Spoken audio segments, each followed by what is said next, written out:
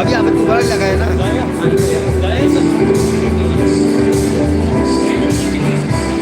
नहीं नहीं नहीं, वो chicken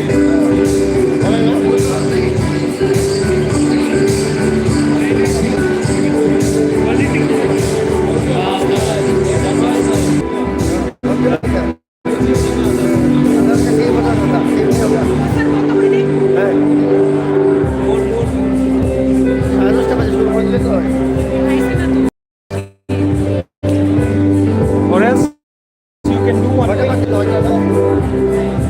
Sorry, did I say recovery task? You like to view this file? Where is the computer?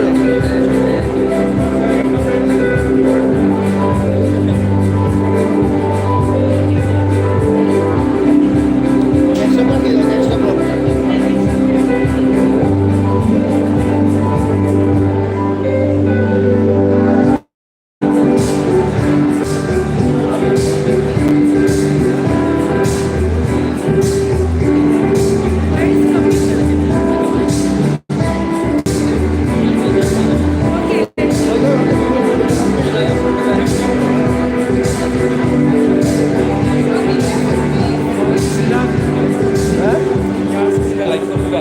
거의 있어요. 라이브 한국인가? 그래서 계속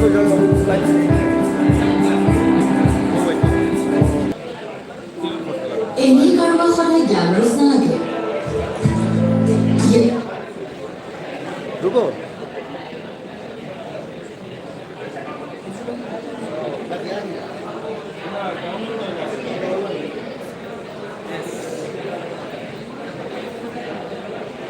Just check Laban. Yes, Laban.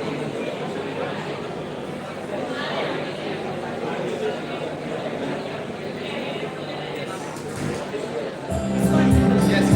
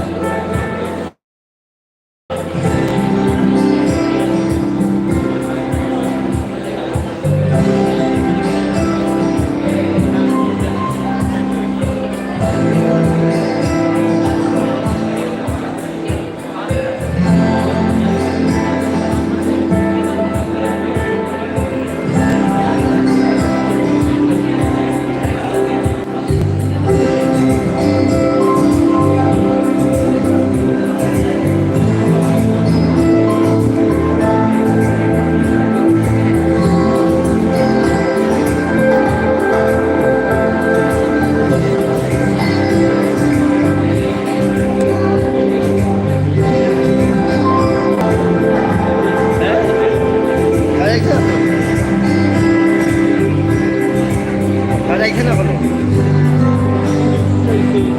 পুলিশটা এখন যান মানুষের কাজে আছে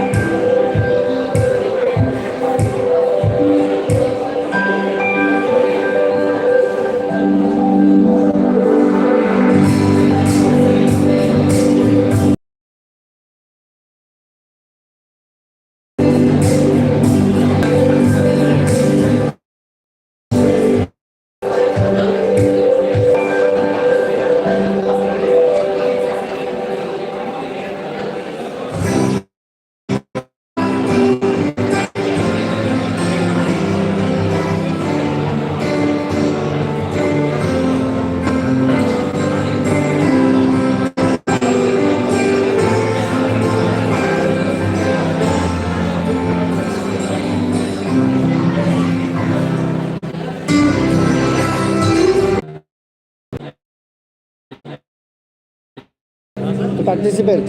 Okay, okay, all the best.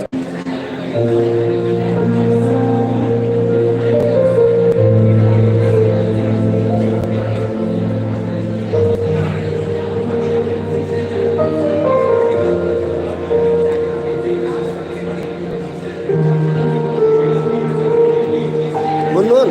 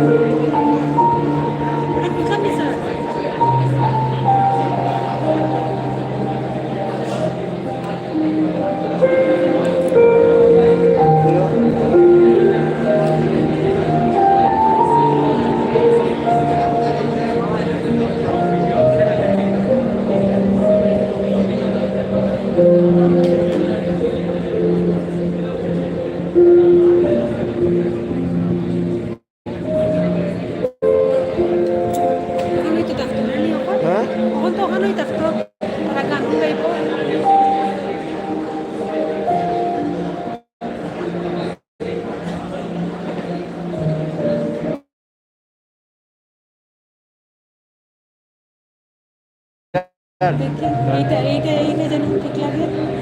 আচ্ছা দো আবার দো না এটা ডাইনামিকটা রাখা স্ট্যান্ডার্ড আর ডাইনামিক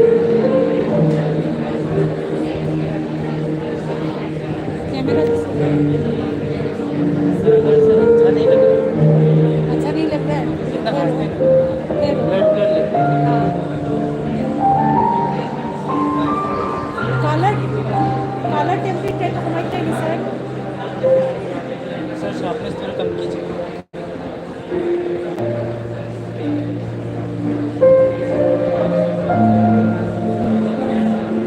কন্ট্রাস্টটা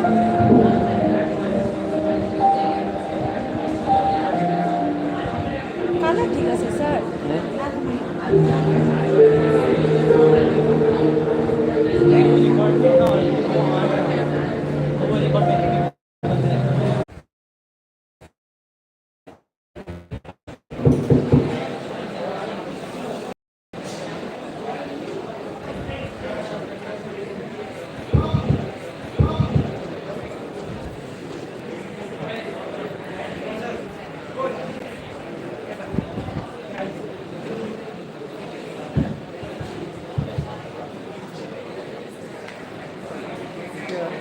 नेटটা फाइल কেন গেলে মাঝে মাঝে আটকে যায় তাও কেন চালাম ওটার প্রবলেম তো নাই वाईफाई लगे ওয়াইফাই দিয়ে চালাই এটা এখন দুটো দিয়ে রাখছি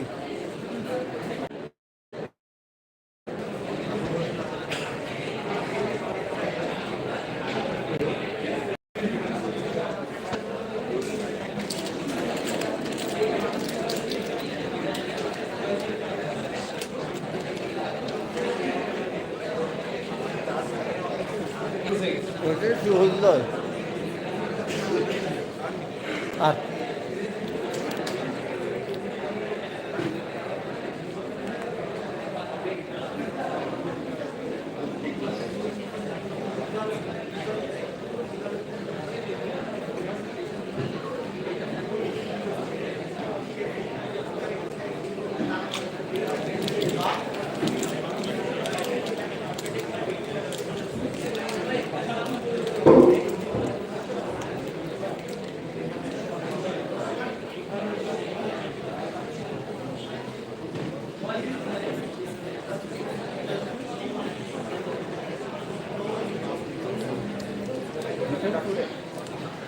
স্টেজে উপরে আছে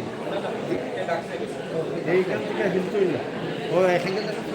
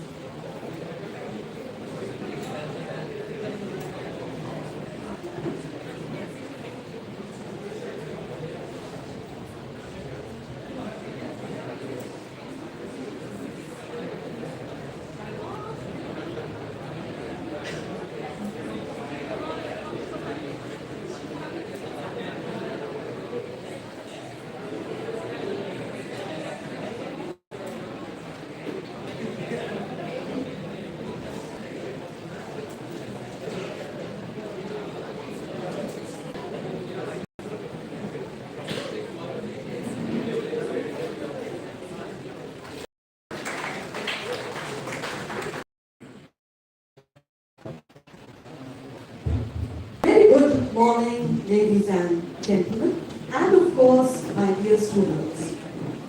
On behalf of Laban Bengalee Boys Higher Secondary School, I welcome you to the 17th Inter-School Debate Championship, an annual feature of the school, which of course, like everything else, had gone for a long time, but thankfully, we are back. And what time to be back, but in a centenary year. We are indebted to our esteemed panel of judges, comprising of Sri Shabir Ezdakar, ASP Cybercrime Shillong, Sri Manas Das, Senior Correspondent, Times of India, and Mrs. Runa Goswami Nandi, Vice Principal, Lumparing Vidyapith, Shillong.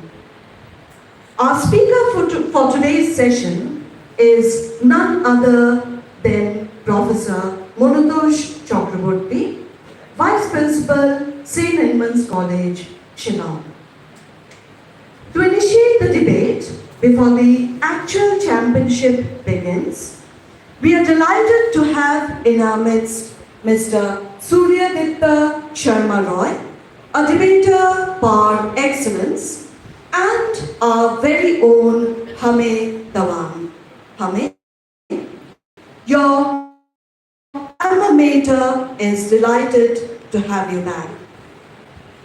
To set the ball rolling, we have a very short formal session where at the outset we welcome one and all with a song to be presented by the students of the school.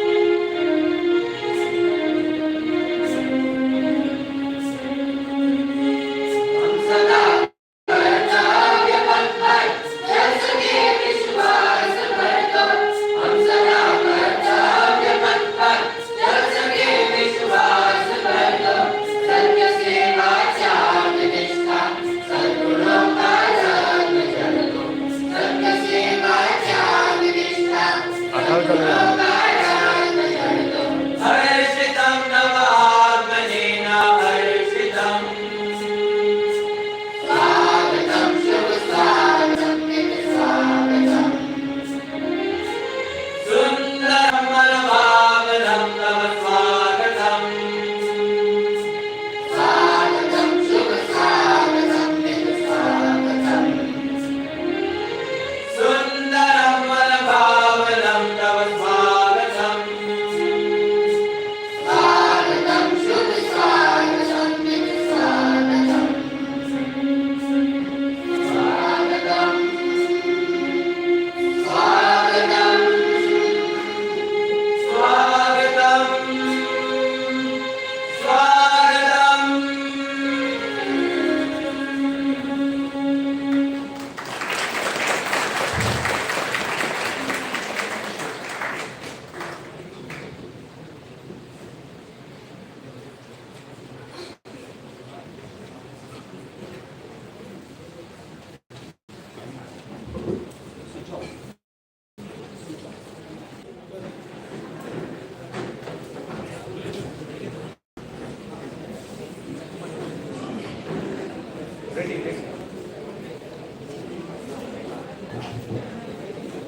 And boys,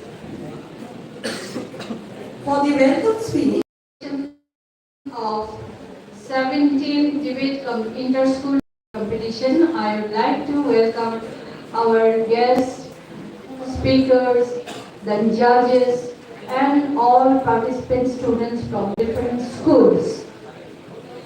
Today, on the occasion of the inter-school debate competition, I want to welcome our speaker, Mr. Monotosh Chakraborty, who is our member also for this school. Also, I would like to welcome Mrs. Runa Goswami Nandi as one of the judges who immediately consented for our program today within 15 minutes. I would like to I welcome my other judges, Sri Manas Das from Times of India, and on this happy occasion, as it is a part of our year-long centenary celebration, I hope today's debate competition is going to be a very interesting one. Views and counter-views, arguments and counter-arguments, right or wrong, a situation requirement which has always brought people in the table for bringing out the decision and judgment. For us today, our brilliant minds will discuss and throw the lights for today's debate.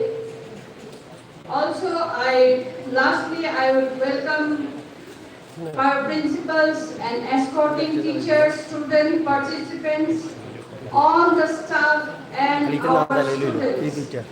And also, I would like to welcome Sri Hamid Dhawan, our ex-student, and Surya Aditya Sharma Rai, who will be initiating our program.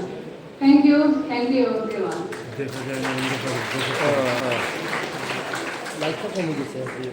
thank you so much, Principal Ma'am, Dr. R. Bhattacharjee. Without much ado, we are going to start off with the actual his position and chair as the speaker of the session, and I would like to leave the entire proceedings to his able hands. Thank you, Magusta.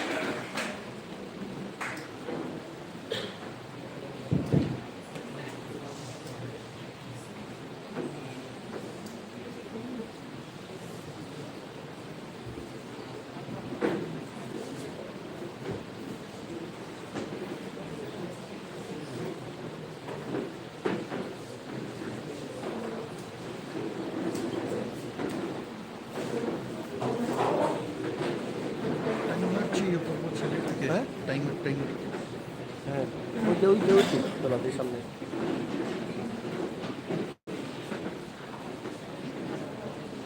মূলটা একটু দিন নাই তো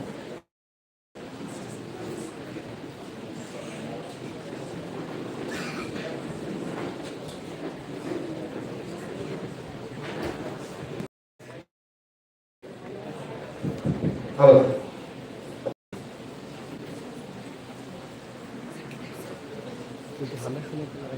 Very good morning to all present here.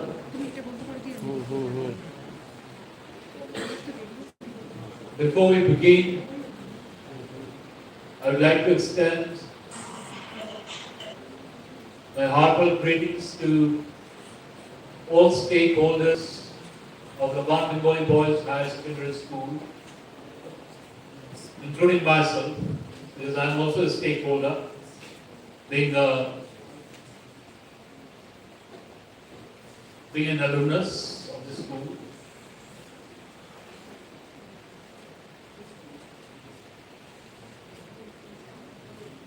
Warmest greetings for reaching, people say milestone, for me it's more than a milestone.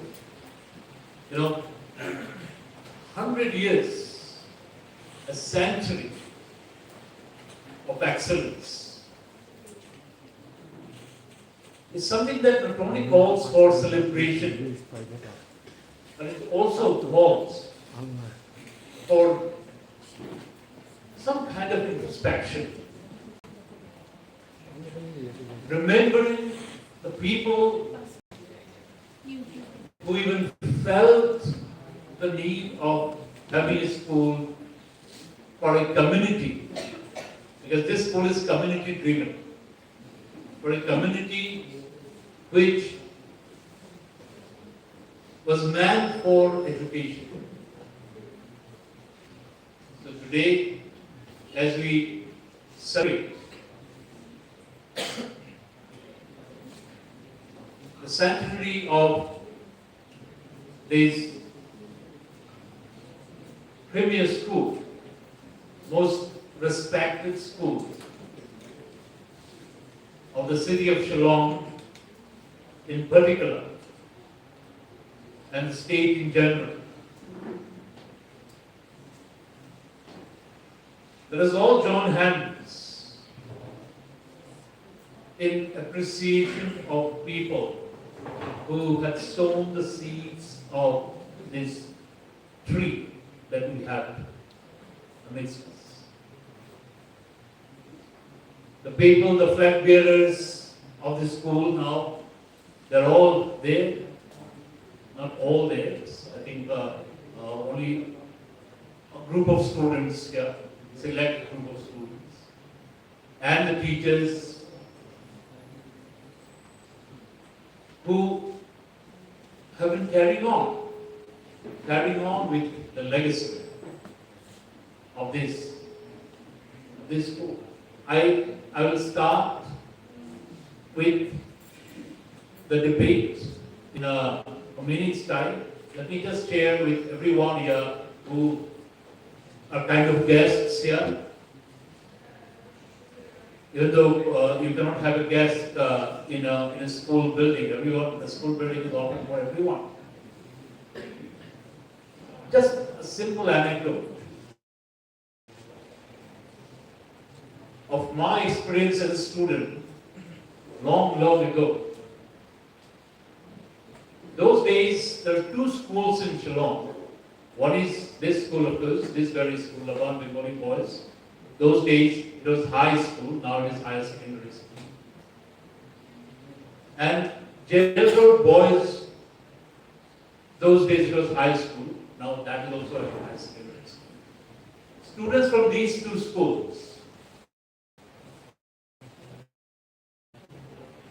will always play a very significant role in the education scenario of the city of Shillong. So whenever we would go to a college, those days we had these two great colleges for boys, they're still there, St. Anthony's College and St. Edmund's College. The teachers there, when they meet the students for the first time in the class, they will ask, how many of you are from Laban Boys? How many of you are from Jail Road Boys? Raise your hands. And students very proudly would raise their hands. And the students, and the teachers, they will say, okay. And tell everyone, these are the students we have great hopes for in future. I'm not too sure whether the same kind of attitude persists in the institutions of higher education today. But the fact remains, this anecdote is a pointer to the fact that this school was in great hands. And if we have to go by the results every year, we have to accept that yes, the tradition continues. Maybe to a lesser extent, but it doesn't matter. It continues nevertheless. So whenever we say Laban Bengalee, people will still look up and say, yes, that's my humble tribute on the centenary occasion of the school. I hope patrons will bear out for that. It's not part of the debate. Then I'm a little partial when it comes to things that I like. And in the judges there, we have a nice blend of people. The motion for this morning's debate is something that impacts these judges as well. We have a gentleman from media, Mr. Manas Das. He is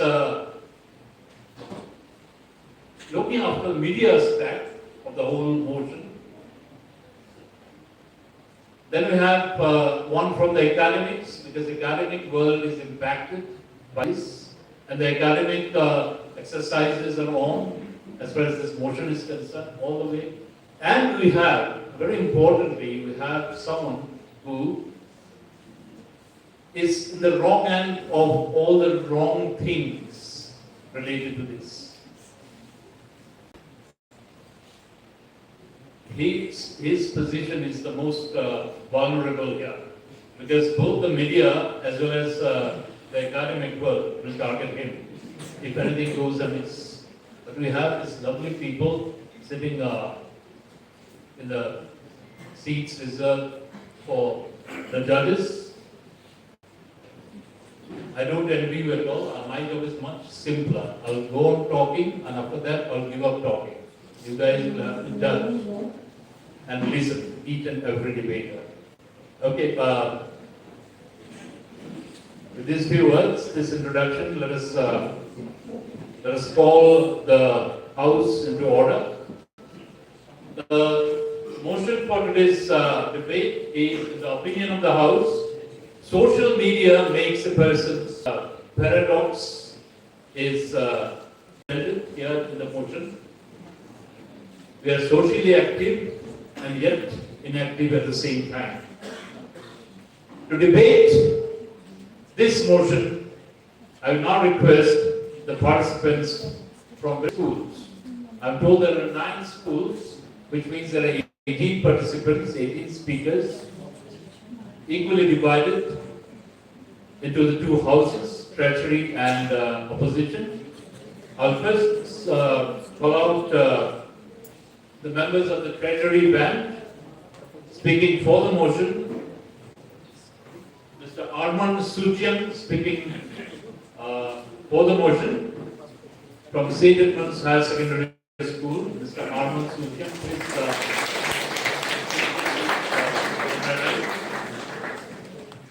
Miss Ilarisa Laban from St. Mary's Higher Secondary School. Ilarisa Laban from St. Mary's Higher Secondary School. Miss Nehal Lama. Mr. Nehal Lama speaking for the motion again. Gorka Parshala Higher Secondary School. Mr. Dabarshi Parasar from St. Edmund's School.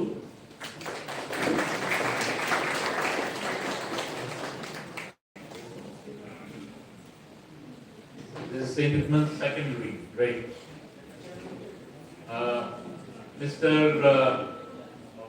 Miss Dabyan Kupar Linden, or Mr. Dabyan. Mr. Dabyan Kupar Linden from Ramakrishna Mission, Sora. Ramakrishna Mission Higher Secondary School, Sora. Mr. Arnab Datta from Laban Bengalee Boys High Secondary School.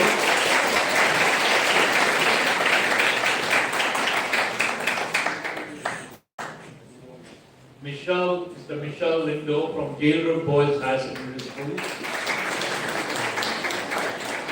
And to complete the list of speakers in the Treasury Band, we have Ms. Agatha Mumin from Laban Bengalee Girls Higher Secondary.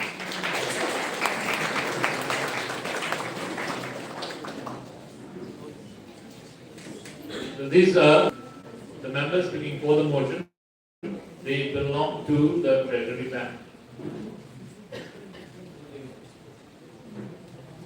The opposition bench, we have Mr. Debraj Purkasto Sherman from St. Edmund's Higher Secondary School.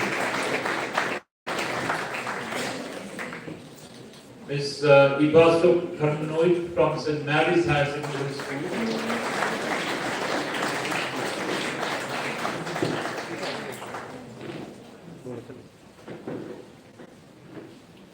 Puraskar Pradhan, Mr. Puraskar Pradhan from Durga High Secondary School. Ms. Diana Lian Mon King from Holy Child High Secondary School.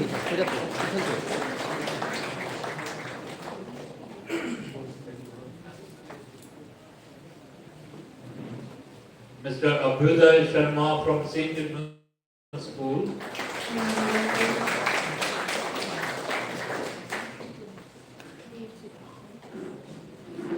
Ms. Anjana Dakar from Ramakrishna Mission.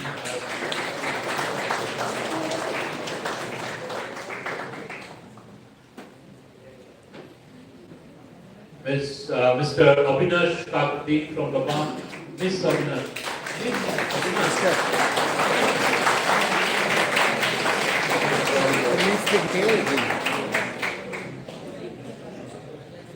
Neighbor Trout Goling from Jail Road Boys.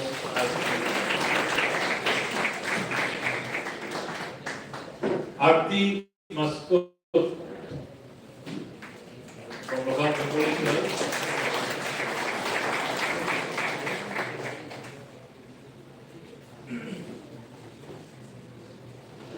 Have I called all the names? Have I missed out any name? I think I missed out Tara Moomin from Holy Child.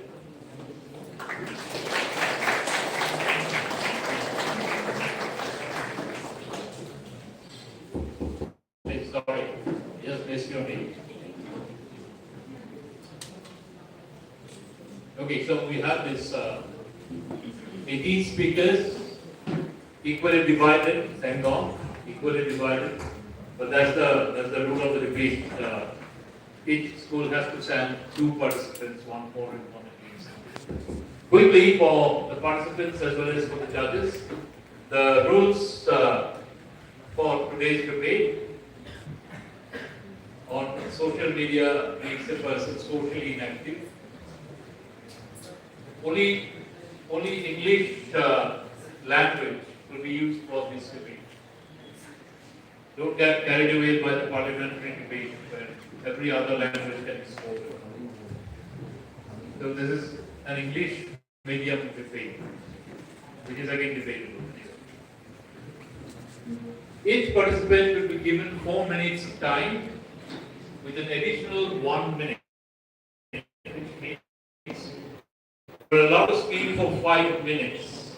After 4 minutes, there will be a warning bell to tell you to wind up your arguments in the next 1 minute. If you continue to speak after 5 minutes, it's up to the judges to take note. They might penalize you, they may not. It's up to them. A participant crossing the time limit, oh yes, it will be written there, or reading directly from the manuscript to the track. Negative marking. Actually, in a debate competition, reading out from prepared script is not allowed. So, in my capacity as a speaker, because these are young debaters, they should only learn the right techniques of debate. I would say anyone who reads out from prepared script discreetly, the judges may take note of it. If they want, they can disqualify the participant as well. But I leave it to the judges. For me, reading out from prepared script is not allowed in a debate competition like this. Since this debate is modeled after parliamentary type debate, even though it's an academic debate, we do not expect any unparliamentary words used by any participant. What constitutes an unparliamentary expression will be determined by the judges or even by the speaker if the speaker feels that anyone is using a word or words which are not acceptable in this competition. Personal slides of any sort, personal comments of any sort, taking names of your participants are not allowed. Okay? The speaker will have complete power. That goes without saying. I always have the authority of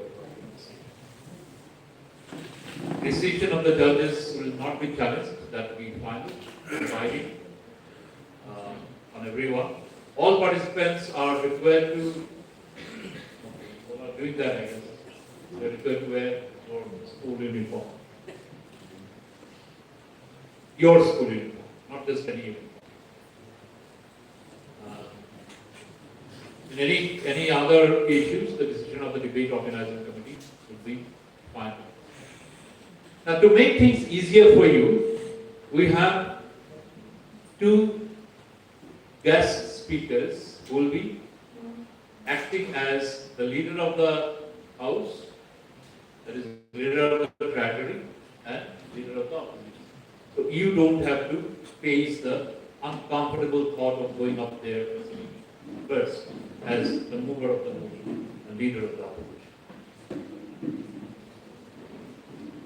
However, the mover of the motion, even though they are guests, they will be also given 5 minutes. At the end of the debate, they will be given 2 extra minutes to summarize the side's point of view. Now, these 2 debaters who have been gracious enough to accept this offer of coming as initiators. Let me see. The names are here with me. I'm going to request them to be with their sides. I don't know where. Is there a seat available for the leader? Yeah. The treasury bench, we have the mover of the motion, the leader of the house, is Suryaditya Sharma. Suryaditya Sharma, you are here? He is going to table the motion and lead the house. And the leader of the opposition is Hamid Dhawan Sten.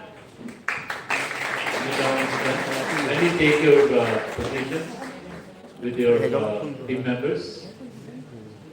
So, if we are all ready, is there any confusion in anyone? Any question from anyone? Okay. The judges, can we start? Yeah? Okay. So, we start the debate proper of this, this the 17th edition of the inter-school debate competition. Inter-school debate competition of Laban Bengalee, organized by Laban Bengalee Boys Higher Secondary School, which is also the centenary edition of this debate, is now about to start. Let us all debate on social media makes a person socially inactive. I would request the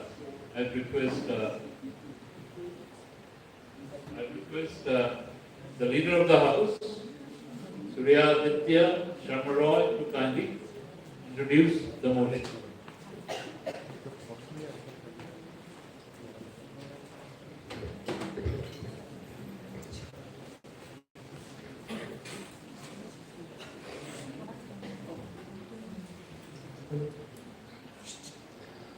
Until a few years ago, my social network could have been found outdoors. Hashtag crazy times. Greetings, respected speaker sir, judges, fellow participants, and everyone else present here. I would also like to thank the organizers for having me here today. My name is Suryaditya, and I stand here in favor of motion which states, social media makes us socially inactive. To begin with, I am most certainly not against social media. Social media has numerous creative, informative, and connective positives. However, It is essential to understand this technology confines us within the screen. This in turn affects our engagement with the affairs of the society. Social media can have an influence on each and every one of us on a deeply personal level. Individuals today are in a constant need to be seen, are dependent on instant gratification, and to meet these requirements, they are compelled to post, snap, tweet of our days, living in the social universe, which ironically is virtual. This entire phenomenon is corrupting the manner in which we used to act with each other.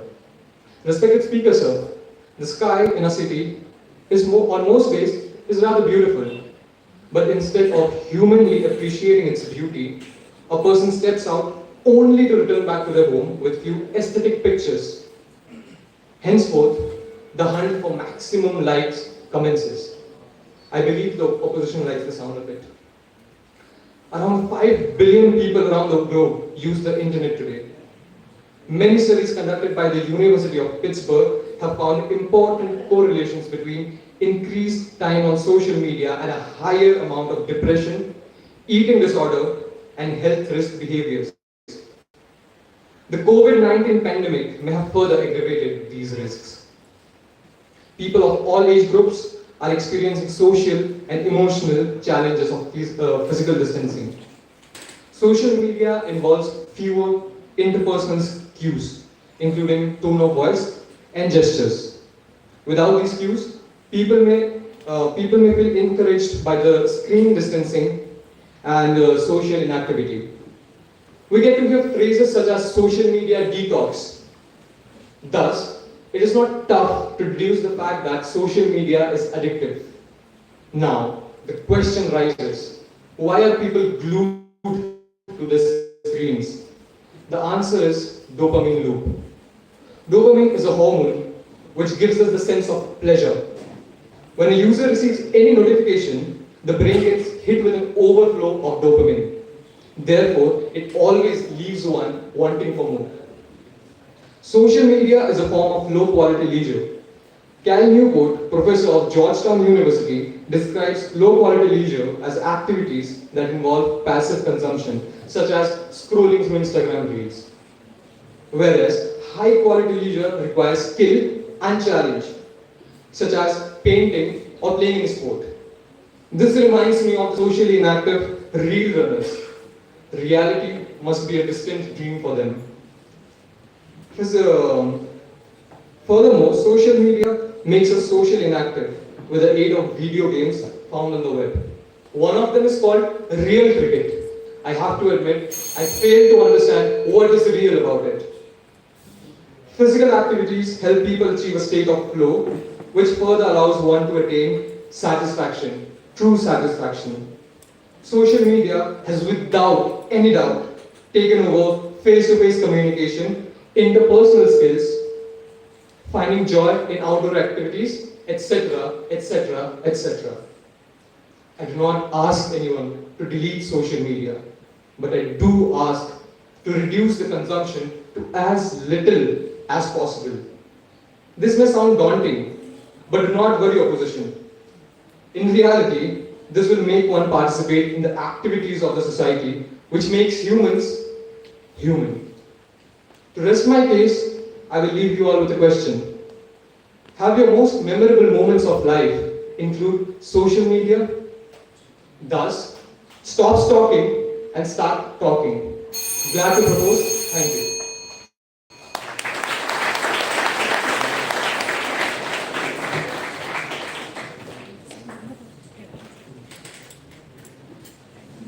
Thank you, Surya Mittal, for introducing the motion. With the right dose of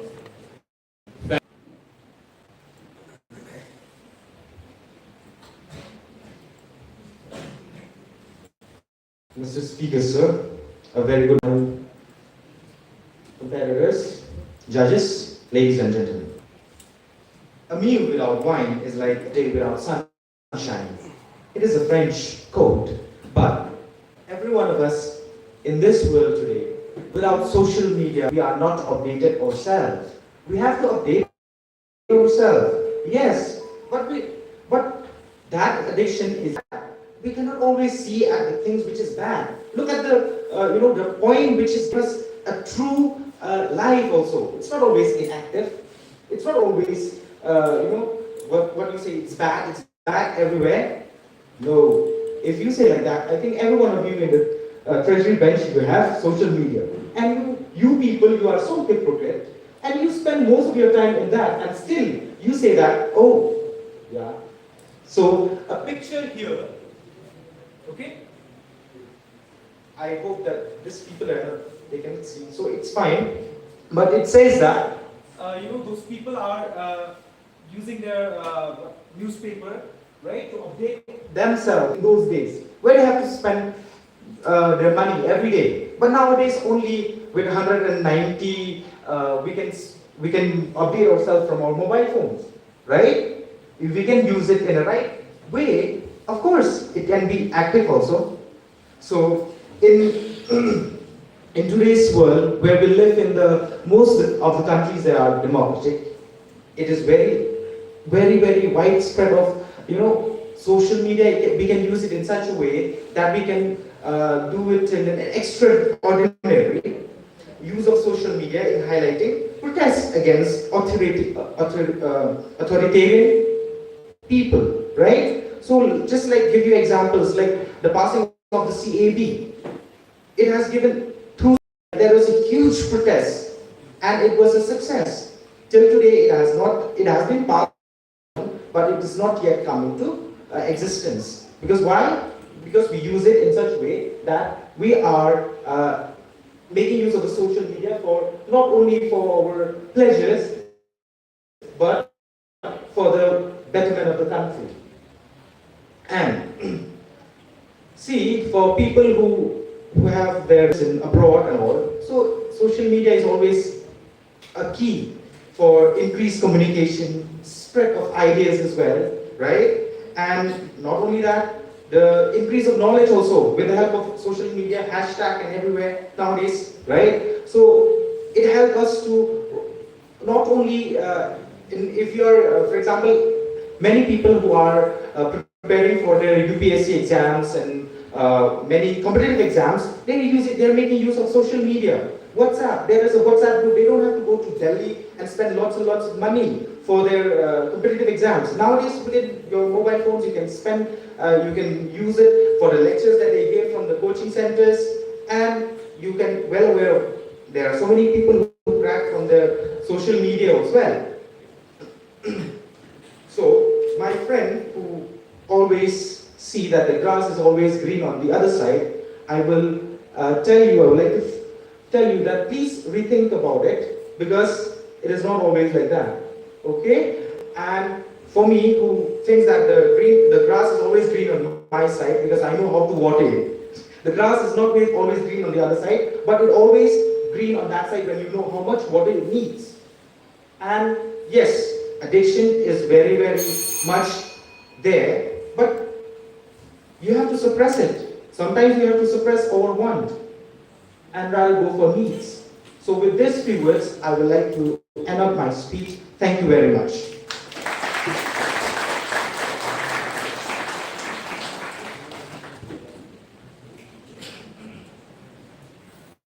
Thank you, Pandit Laban. From now, on this speech. For the motion, let me invite Arman of St. Edmund's Higher Secondary School.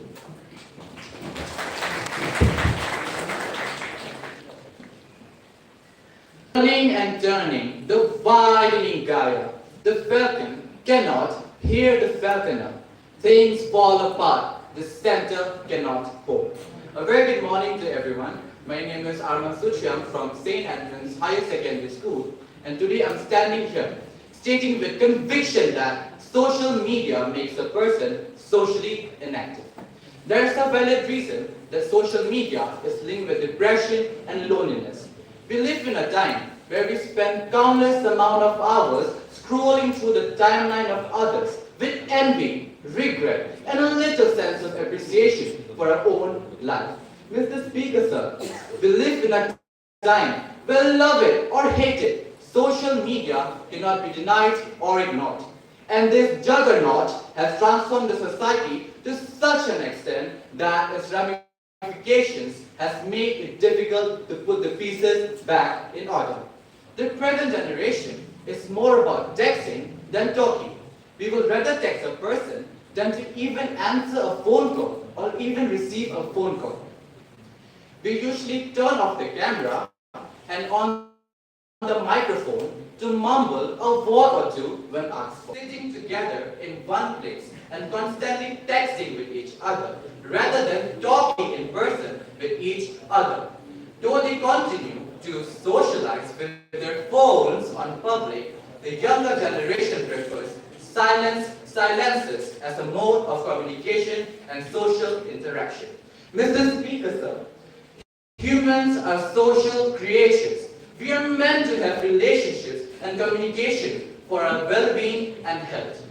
An important ideology echoed in the best-selling book Ikigai, which testifies the idea that the main reason for the people of Okinawa of Japan to live till old age is community living. Bengalee on tech, social media is meant to build relationships. However, in this generation, it has become a catalyst to losing them. The opposition certainly cannot deny that socially challenged people look upon social media as a form of paranoia. They do not feel the need to communicate with people anymore. They fear that people might not understand them. They isolate themselves and suffer anxiety out of it. Clinical research has redefined social phobia as a form of paranoia, and people with such psychotic disorder find it difficult to cope with people or communicate with people. They feel that people do not want to communicate with them. As a result, they isolate themselves and refrain from social interaction. But the opposition is sort of praised for such a destructive force. And why not? Because social media platforms put money in their pockets. The community kitchen, which is the pride of India's rich culture, is being replaced by cloud kitchen, an exclusive luxury brought about because social interactions must die for the success of the opposition's Boston deal. Never before did humankind has ever heard about human library, but now we do. Human library is a place where people pay to borrow a human to talk to. Kabhi Khushi Kabhi Gum, Tara Ram Pam Pam. First songs we usually listen growing up to. And back then, these songs defined human relationships and family ties in the real world, not metamorphosed into this metaverse with byproducts of mass shooters who are living in an idyllic virtual world and no social interaction. These shooters simply got the darkness of hell in them. But alas, Mr. Speaker, I am aware, even if the Buddha himself would be here to attempt to enlighten the opposition, they are more than the Humpty Dumptys who have greatly fallen and cannot be put back together again. Thank you.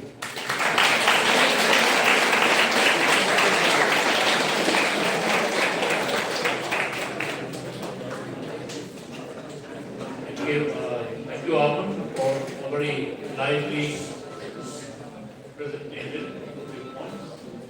You started off by quoting W.B. Yeats, and I was wondering where will be appropriate W.B. Yeats in social media terms in the context of 21st century.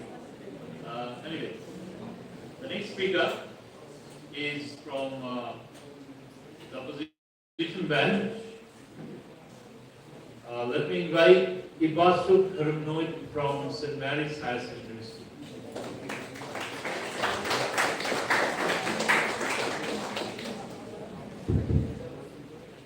Today, when we are living in a world without boundaries due to social save energy.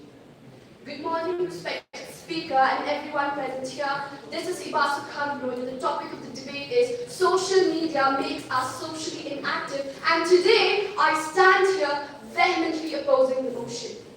Social media itself means social and comes with the idea of connecting people and increasing people's active participation.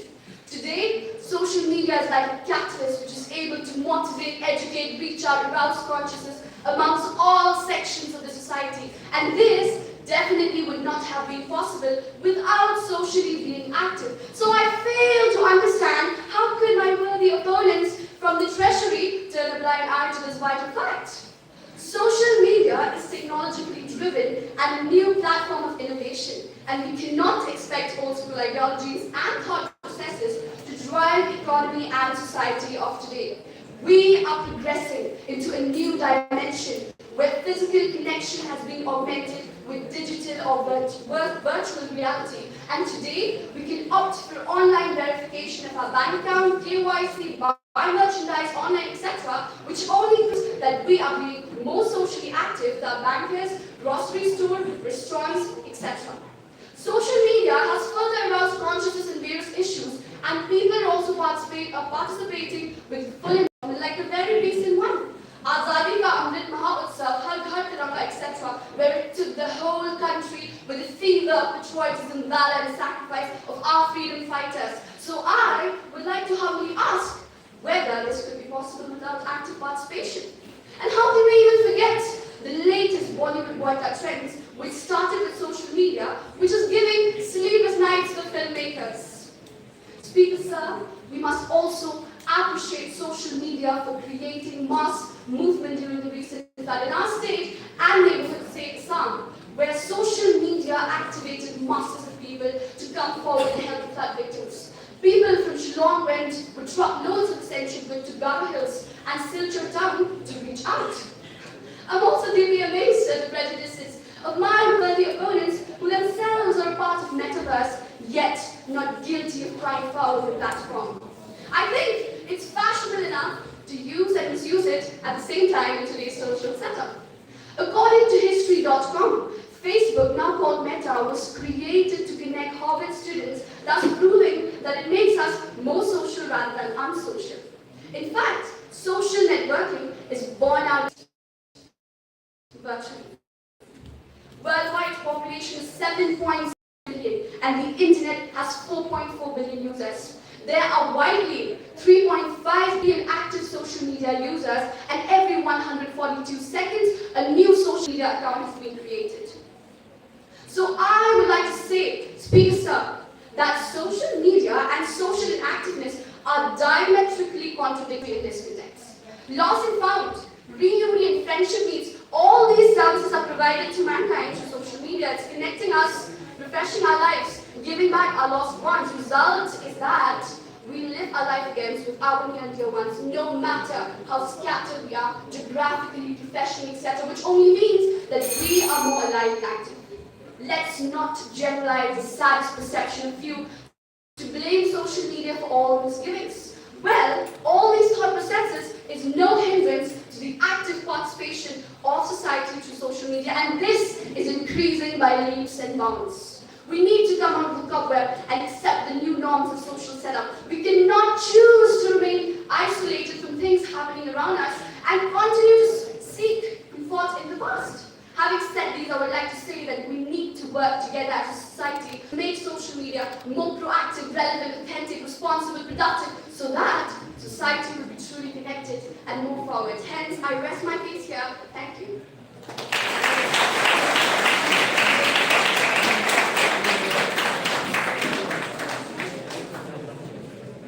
That was Ibasu. And all the audience. My name is Neha, I'm a student of class 11 science stream, and I'm representing my school, Kokapachana. So, now that we are in the introduction of the debate, firstly, I would like to ask you all, what is actually when we was actually discovered in the year 1997, we will actually spend the time on social media. And this term is actually increasing with 2 minutes per day.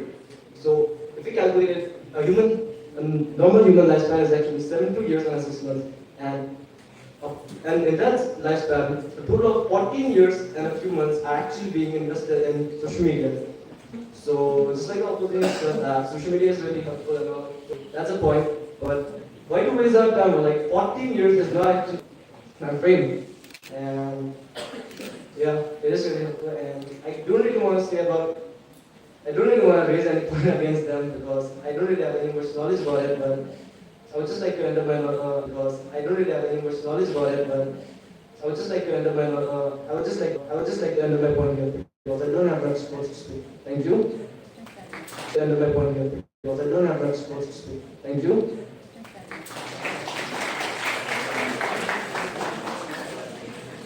Thank you, Nehal. The next speaker from opposition band is Diana Leon Mon King from Holy Child.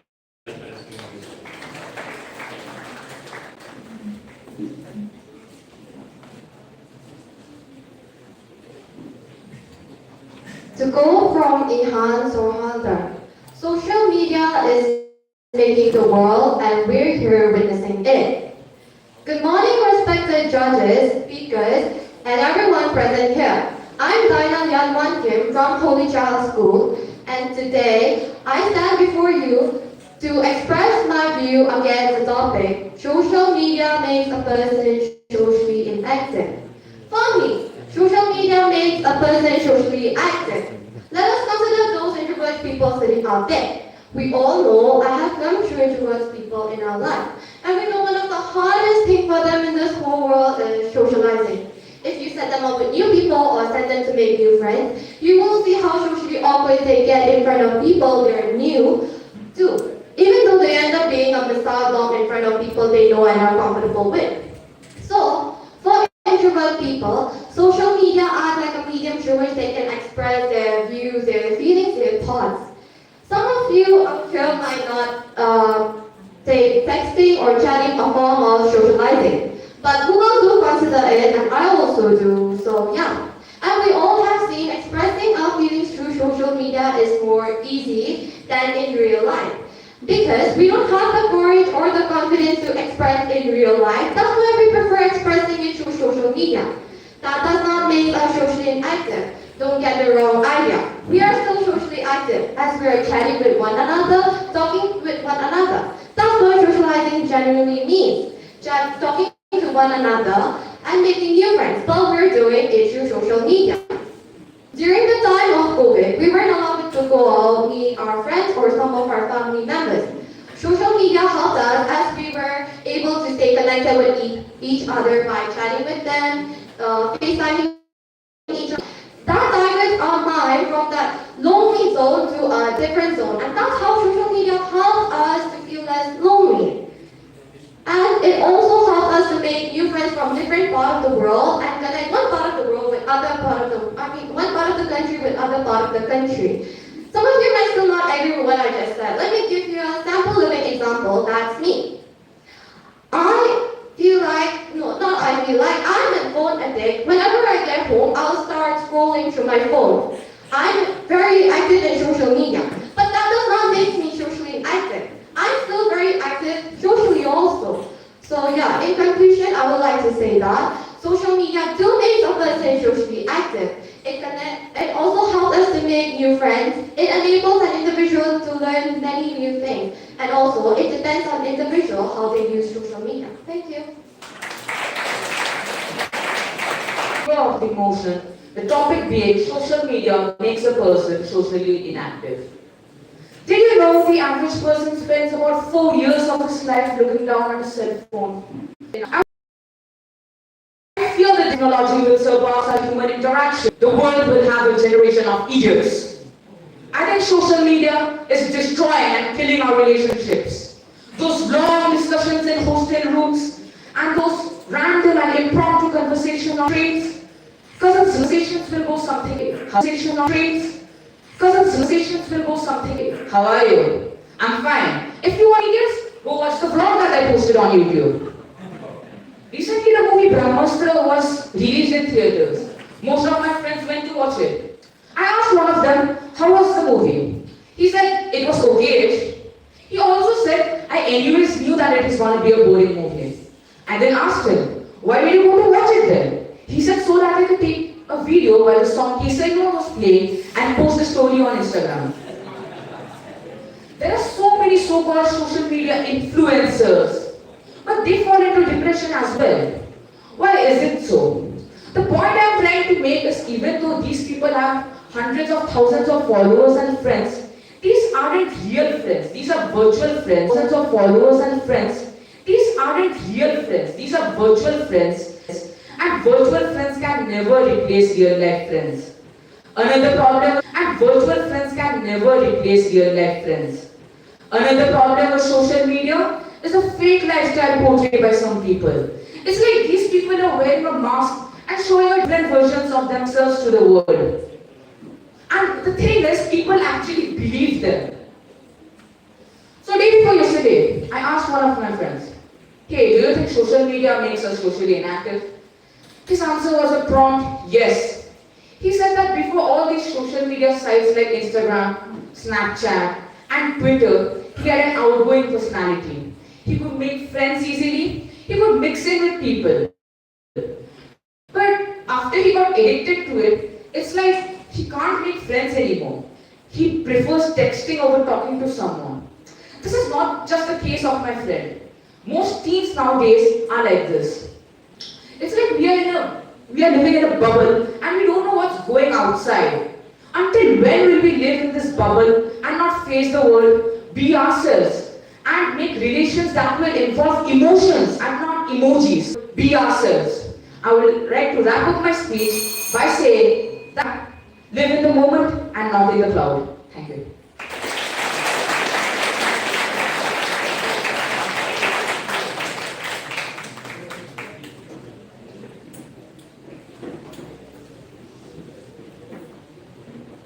Thank you, Devarji, for your humor. Unfortunately, was a little dark as far as I'm concerned, because the respect that you have narrated is anything but light at the end of the tunnel.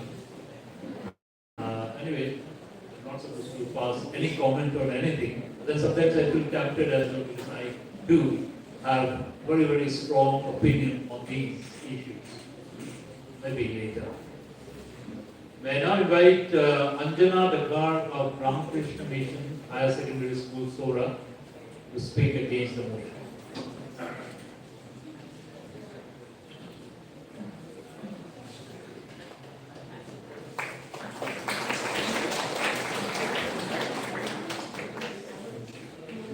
Good morning to you all, respected speaker, respected judges, my dear friends, and yes, fellow competitors.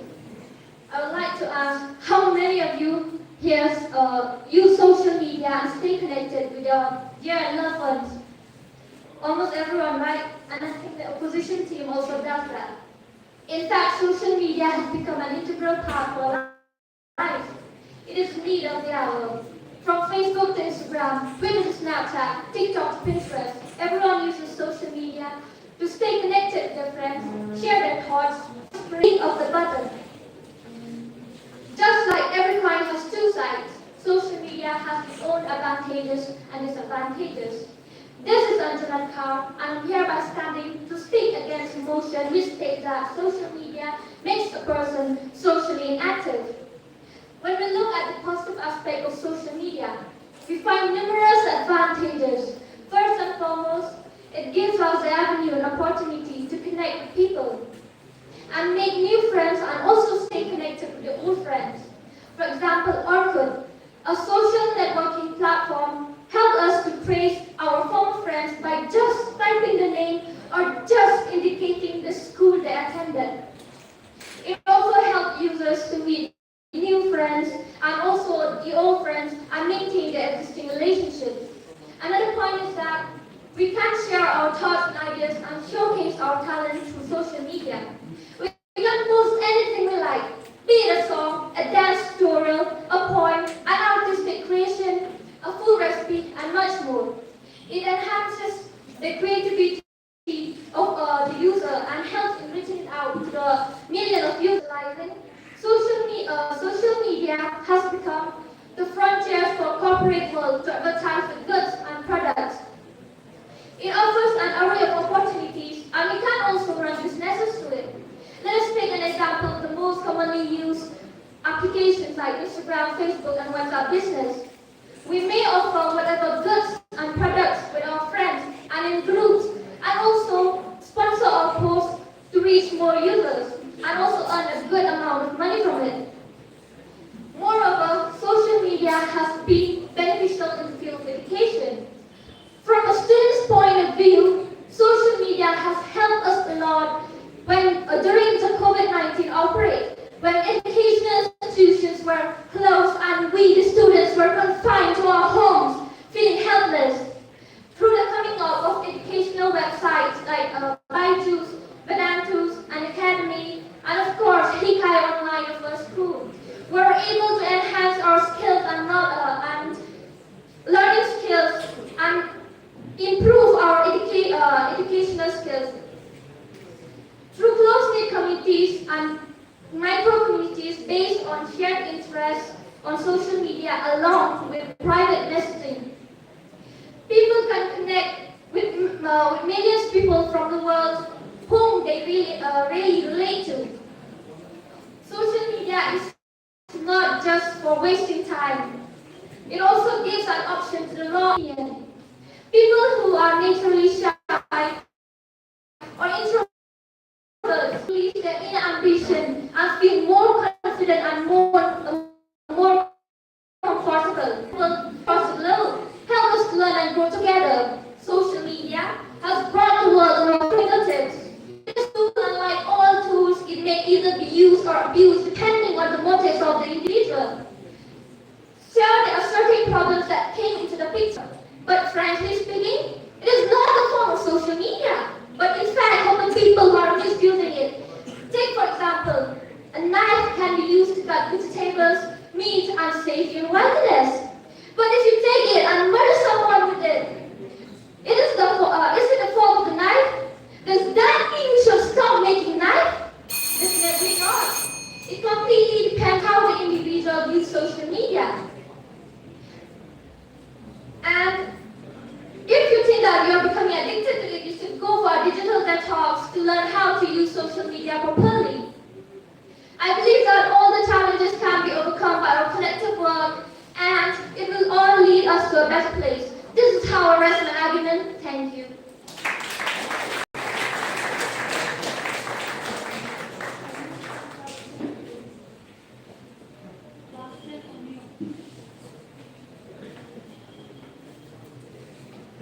Thank you, Anjana. The next speaker from the Treasury bench is Arnab Datta from Laban, Bengalee Boys Higher Secondary School.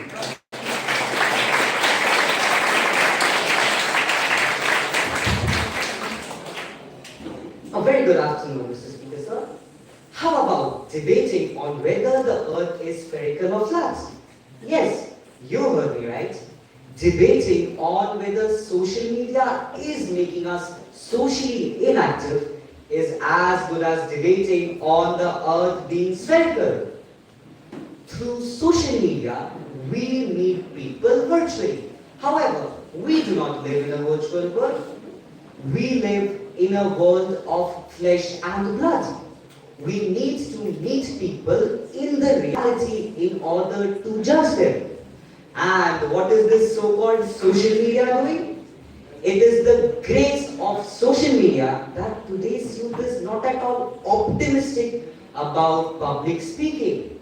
According to Suzanne Auge, a professor from the Oxford University, 80% people using social media would not be able to utter a single word in public by 2030.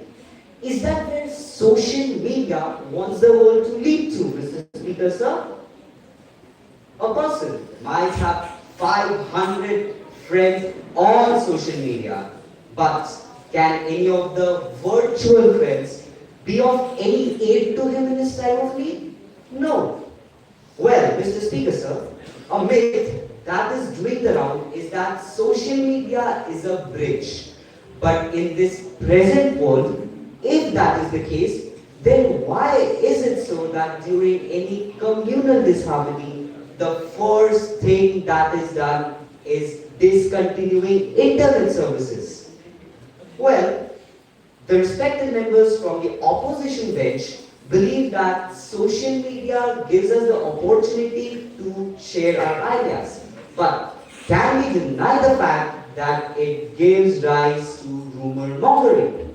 A case in point is the tragically horrific incident which took place in Assam 3 years back, where two aspiring engineers were beaten to death since they were mistaken for kidnappers. And social media was responsible for spreading all the tittle-tattle about the matter. Besides, social media has become an obsession these days, Mr. Speaker, sir. Now, you must have fond memories of your childhood when you must have broken the window panes of your locality while playing gully cricket. But gone are those days, Mr. Speaker, sir. Replaced by the online addictive drug of today's world like Facebook, Instagram, Twitter, and WhatsApp. Children seem to have been completely lost in the virtual world today, thus leading to the death of childhood and its innocent yet lovable mischief. And what have we bargained for? It has been replaced with stress, depression, and anxiety, thus giving rise to all the unhealthy mindsets. And we are all aware of the rise in cases of suicide among teenagers. According to studies, the cases of suicide due to the drama on social media has increased at a rate of 30% in the past few years. So, the crisis by the monster called social media would someday rob us of our genuine healthy relationships. And Mr. Speaker, sir, if the world gets destroyed, I wonder what would the need of social media be? Mr. Speaker, sir, on social media, we always want that perfect tag to be carried with us. And in our mind's eye, create a virtual picture of ourselves, which is far from reality. As a man of wisdom has rightly quoted, technology has given us the power meant for the gods, but we are using it as small children. I fear that social media could one day become that Frankenstein which will completely destroy mankind, its own creator. And with that, I conclude my speech. Thank you.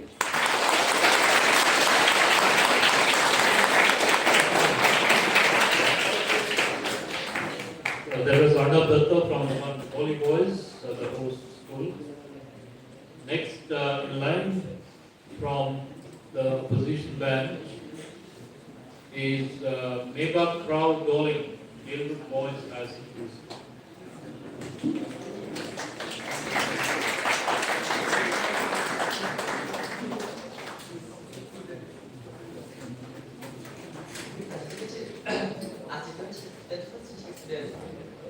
We need social media because just wait to start.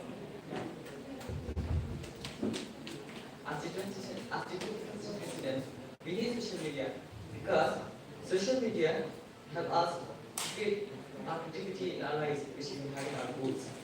Because without social media, we can become again like dependent of an AI. So I would like to introduce myself.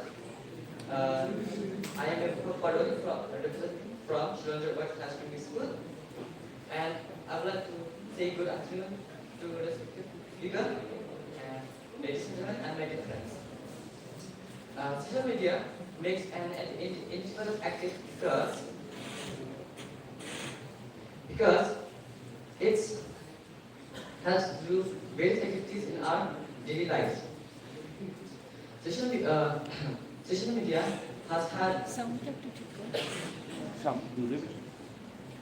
media has many ways to do with it because we can achieve to our goal which we want to do it like business or online business which we can sell our products in the Amazon or any other parts of the platforms in don't do it. So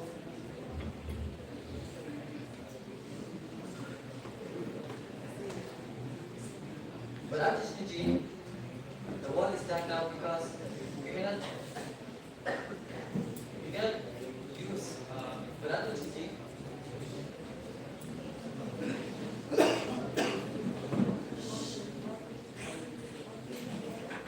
Well, obviously, the world is stuck now because we cannot see it inside or outside the world. But with the help of technology, we see it everything.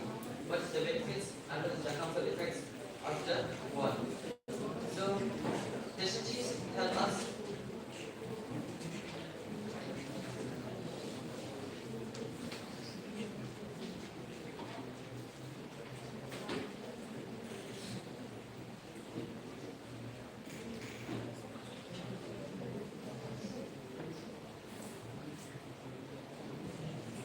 Technologies has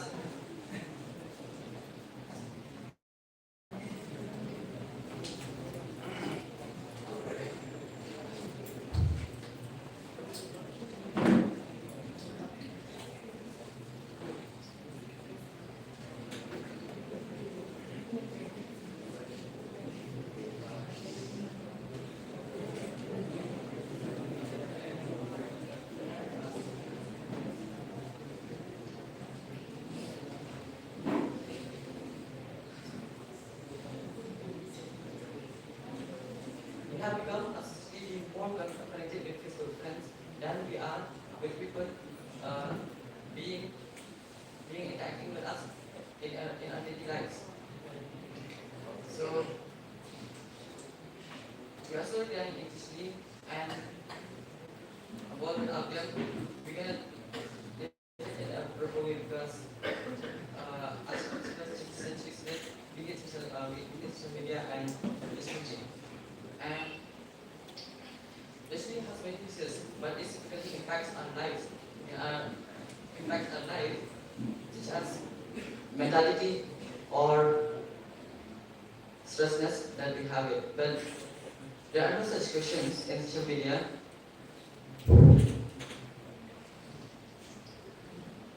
There are no such questions in social media.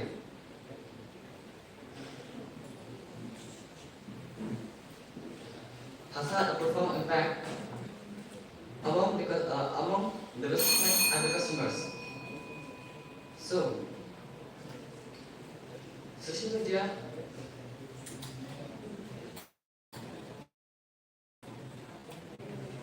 is a good way for us if we want to lock it for the crime or corruption that we see in today's world. Because social media in today's world is not a part of our lives. So, with the help of social media, we are put in police stations or the court with the help of the social media to those doing crimes. You should see it in the roads or you see it in homes. So yes, social media had inspired from my sister. My sister, when she came out from shopping or when she came back from traveling, she used to edit a photo or she used to make it a video and show it to me. And she was very creativity in social media, which makes her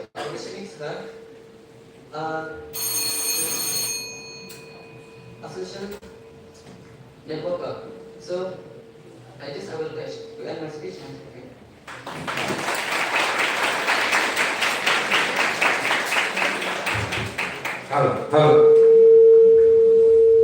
Hello.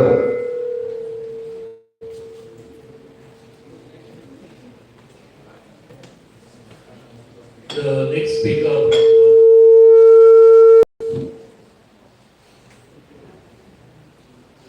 The next speaker from the Treasury is Agatha D. Momin from the Bengalee Girls High School.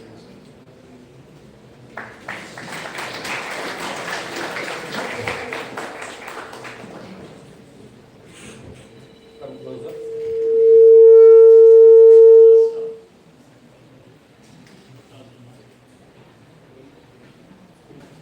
Yeah, start. Socially active but spiritually inactive. Good afternoon, respected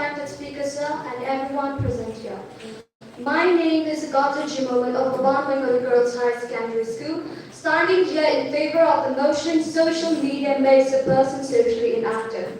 Social media is an internet-based form of communication, and it has become so popular as different social media platforms provides information, communication, and entertainment in an economical and interactive manner. However, this attractiveness and entertaining life in social media is misdirected towards the youth and addiction. Youngsters addicted to spend endless day watching videos, photos, gaming, and other content posted in the accounts they follow. This causes them to be less social in their real life, and thus, by disrupting their other activities such as their schoolwork, sports, study, and other productive routines as well. A study has shown that people who spend a lot of time in social media are at least 2 times more likely to feel socially isolated. Social media use displaces more authentic social experiencing because more time a person spends online, the less time there is for real-world interactions. Now the question is, why is these young people constantly checking their phone? Perhaps it is because they have already made thousands of friends and followers in Facebook and Instagram respectively. Now these platforms like Facebook, Instagram and Tumblr are giving young people distorted images of how their bodies should look, and oftentimes the result is a serious mental illness that has far-reaching implications on loving families and loving friendships. The mere fact that Facebook and Instagram have simple methods for self-harming and societal content is respectable. Also, teenagers often dress to impress people in online, or are being influenced by the celebrities they follow, who does a lot of photoshopping and have makeup and hair teams. Dr. Alexandra Hamlet, a clinical psychologist of Child Mind Organization, says in an article, if that's their model for what is normal, it can be very hard on the self-confidence. Now, self-confidence helps us to be interactive in the society and also to participate more in the social activities. A 2018 British study revealed that social media use leads to decreased, disrupted, and delayed sleep, which is associated with depression. And of course, we also know that a depressed person is neither physically active nor mentally and socially. But even more troubling than the relationship between social media and depression is the relationship between social media and eating disorders in young people. And I'm not just talking about the young girls. Eating disorders today are affecting people of all genders, of all races, from all socio-economic backgrounds, and in some cases of all ages as well. The rise of pro-anorexia and pro-bulimia communities, coupled with advancements in social media algorithms, now means that these troubling communities have ways to reaching people who aren't even necessarily been searching for them in the first instance. As someone whose immediate family has been directly affected by the ravages of an eating disorder, and I can tell you that social media does have a part to play. Other dangers of social networking sites include cybercrime and cyberbullying. This brings a threat to their society. So, if we take a step back and examine the questions that we have looked so far, why is social media causing depression? Why is social media causing disorders? And why is the young children facing cyberbullying? It is because they are highly being idolized views of our peers and not guiding the children in the right way. Social media elicits feelings of envy and feelings of inadequacy by instilling us with often false belief that other people are living more successful or fulfilling lives.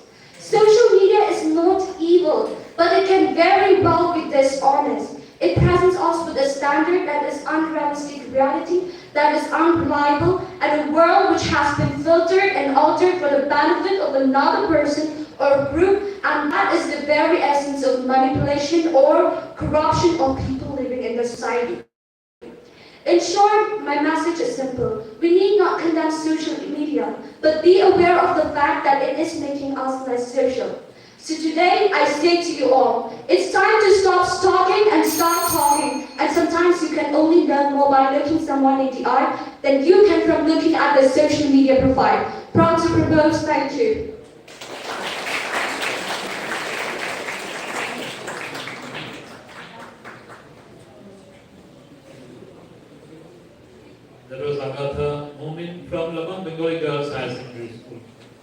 halfway through the participants.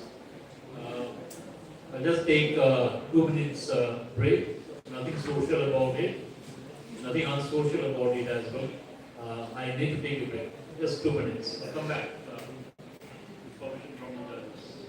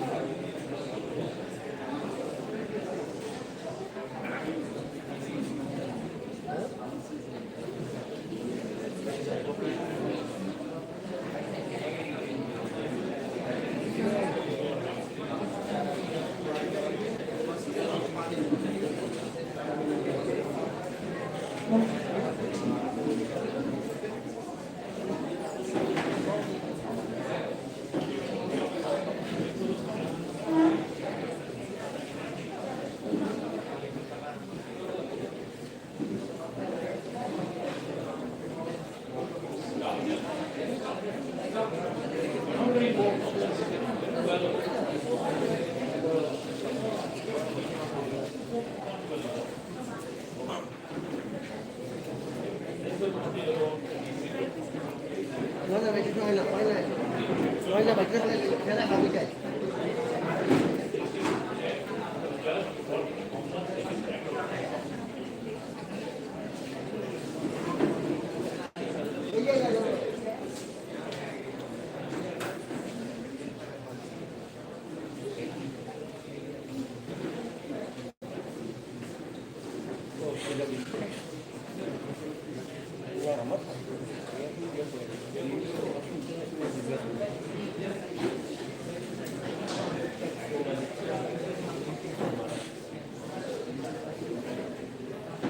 I think after this short break, the break was extended.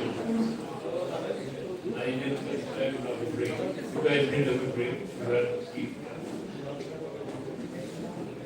We didn't contrive the break. The break was from the organizers, right? Okay. We enjoyed the break. Without moving. We'll go back to our competition proper, and the last speaker was from the Treasury Bank. We'll invite the next speaker from the opposition bank, and the next speaker from the opposition bank is Debraj Kasa.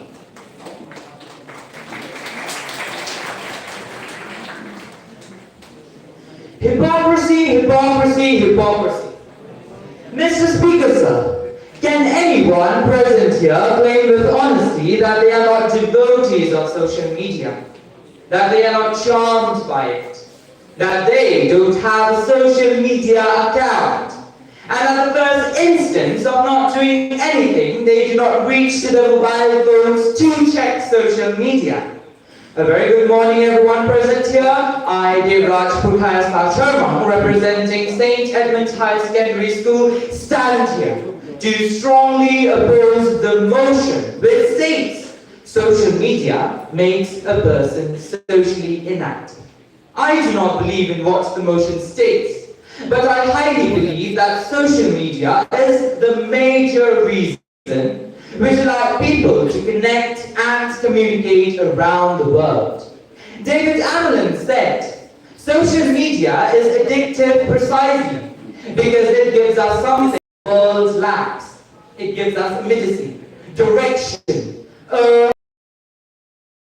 as an individual.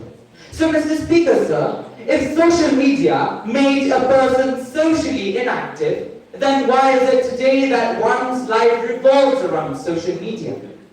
If social media killed with its social skills, then how did we survive the COVID-19 lockdown? The lies of the Treasury cannot conceal the power of social media, Mr. Speaker, sir. Social media is a potent tool for mass movement. Let us not forget that the news on Amazon burning first appeared on social media. Faye D'Souza's report on Daily Patkai and the Bengalee first appeared on her social media platform. A report on government's plan for development in these areas without proper study of its biodiversity. Amit Mishra, a Shillong-born stand-up comedian, was able to raise funds for Assam floods through social media. And the Me Too movement, which allowed for sexually harassed women to stand up and speak for themselves, began in social media. The Treasury is so drunk in their illusion that they simply cannot see reality. Crowdfunding for those ailing and in dire need of money has become so much easier because of social media. I am sure the Treasury has not heard of such charitable and noble deeds happening via social media. And I thoroughly understand that a good heart is needed for that, not just a sensual tongue. So, Mr. Speaker, sir, whatever I mentioned, is it not being socially active? COVID-19 has been a trigger point of shift. And while we have moved from goat the animal to goat being the greatest of all time, why can't modes of social activity shift? Change is constant in human world, and those who don't decay, rust, and become irrelevant. Everybody today wants to become a social media influencer. There are jobs which were unheard of before, like content creator in social media. Is this not a social act at a time when we are living in high wage inflation and unemployment? Aristotle said, one who does not care for the society is either a beast or a god. Mr. Speaker, sir, through social media, we are only doing little to ease what ails the world. We know that walking on the path of goodness and righteousness entitles us to trial. But we fear not, for the clouds of tribulation will break on us with mercy. In conclusion, I quote Tagore, Jodi tor dak shune kyo na ashe, tobe ekla cholo, which translates that if no one hears you, go on, go alone. Thank you.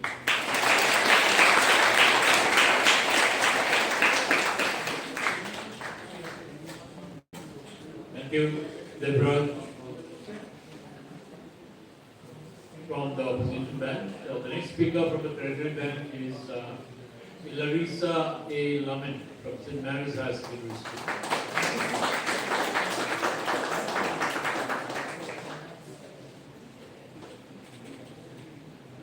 Since social media, we've been living in two different realities, the online reality and the offline reality. A very good afternoon, Speaker Sir, the respected judges and my opponents, and to everyone present here today. I am Larissa Laban, a student of class 9 from St. Mary's High Secondary School, and today I stand to speak for the motion on the topic, social media makes a person socially inactive. Now, addiction is what makes social media very dangerous. I believe addiction to social media is what makes a person socially inactive. Now, social media, like earlier mentioned, really gives us dopamine, which is a hormone which releases emotions of happiness. Now, I'd say that social media only releases temporary dopamine, which means that it only gives us short-lived freedom or short-lived relief. We're only relieved in that moment when we are using social media. Why? Because social media is a distraction. It is distracting us from the actual reality that we live in. Social media, in many cases, has distracted us. Well, take for instance, when we're studying. Most of the time, we're scrolling rather than studying. We sit at the table, of course, but then we have a phone in hand, we say that we're studying from the phone, we're doing our research, but instead we're scrolling. And even today, as I observed when we were in this hall, I can see that many of us, instead of living in this moment right now, we were more into our phones. I wonder what really has social media brought to us that we are so addicted to it. Why are we so stuck on our phones? We're literally glued to them. As I'm speaking, maybe there might be somebody out there scrolling on social media. We all know that we can but as mentioned before, social media detox. Now, social media detox basically shows us that social media is not being used in the way it is supposed to be used. Because social media has been brought by people who get money in their pockets, as mentioned earlier, and because they keep getting money, they keep making it more and more addictive. Social media has cut people off from society. Rather than living in the moment, we are choosing to distract ourselves from it. Now, if you were in a concert, most people are going to a concert. I remember last year, Cherry Blossom. Many people were putting up their status. And I think the current belief right now is, if you didn't post it, you were never there. If you didn't record it, you were never there. Wherever we go, social media follows us. As we can see, among teenagers, when they are in their casual hangout, rather than talking with each other, they're texting. Maybe it might be another third person, or they might just be texting among themselves. Now, many people might say that that's just a mean of communication that is much more simpler, easier, and much more comfortable with them. But I believe that social media should never replace our physical interactions. Social media is affecting us mentally and physically. It has made people forget how to physically interact with one another. We are alienated within our own species. And I have to say that that's quite a sad thing. We created social media, yet we are the ones being prisoners of our own devices. I think you might have heard that that's actually a song lyric from the song Hotel California, very popular. And I'd say that social media is not really quite a necessity. Yes, we do need them for awareness of certain happenings around the world, but the real action needs to be taken physically. And social media is just bringing us awareness about certain topics. Social media should never be the one cause of why people are becoming lonelier. Obviously, we all know that it is distracting us and it's making us feel relief. However, we should never take that relief as a solution. That relief is meant to be temporary and not permanent. We all know that social media so far has mainly caused us to procrastinate. Many of us might have procrastinated because of social media instead of focusing on our academics. That is all I have to say for now. Thank you so much for listening.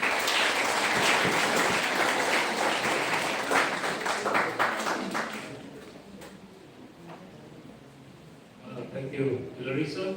The next speaker from the opposition band, let us hear Puraskar Pradhan. Puraskar is presenting Bengalee higher secondary school. Naida has brought a project file with me. Naida has brought a diary in order to mug up like these people. I don't want to mug up this topic because it's a very crucial topic to talk about. Today, I want to speak about within my heart. I want to talk about with my point of view because it's a very crucial topic, as you know. Social media makes people active. As you know, 3 hours before, my mother texted me when I was outside the school premises. She texted me at what time will the debate competition will end and so that you can return back home. So I can switch at maybe at 3 or 4. So this is how social media is giving us a platform in order to share information. Now my mother won't have to worry about me whether I want to reach home safely or not. That is how social media makes the people active. So I want to ask all of you over here, did it make me unactive? It made me active instead. And let's talk about 2020, the year where the COVID was there. We students, we didn't have access to going to school. And so social media gave us a platform to, where the class meeting was going on through Google Meet, and through WhatsApp we were getting our study materials, and that is how it helped, and this is how we increase our productivity. So I want to ask all of you over here, did studying, did it make us inactive? We get our study materials and it was productive for all the students over here. Because I want to speak what we saw. I want to speak about what we believe. I don't want to speak from the net. Okay, I don't want to speak from the internet connection that we get, that all these students over here got the information from. I want to speak what we saw, what all of us we saw. We saw the pandemic, and social media gave us such a good platform that we all get information from all over the world, how many people have died and all of those stuff. Now let's take an example in Jammu and Kashmir. An AK-47 rifle is used by a terrorist to kill the people, to kill the innocent citizens. Whereas the same AK-47 rifle is used by the Indian Army to save us, the people of India. You can take the same example. The same weapon is used by the same people, the different people, but with different mindsets. Same goes with the social media. If a businessman promotes his brand through social media, and it is increasing his productivity, it is increasing his sales, it is increasing his revenue. So don't you think it's an active activity? It is an active activity. Whereas a person who doesn't have a job, a person who doesn't have anything to do, he will be at his home in one corner of his room. Okay, he will be in one corner of his room. He will be using his phone for 4 or 5 hours, wasting his half day of his life in just scrolling through feeds and feeds. So don't you think that person is to be blamed? That person is lazy. Otherwise, if he was in a company, he would be scrolling through how can we invest in stock, in crypto, in whatever. That is how we can, we have to blame the people. It is the people's mindset who is lazy, not social media. That's what I want to state. Okay?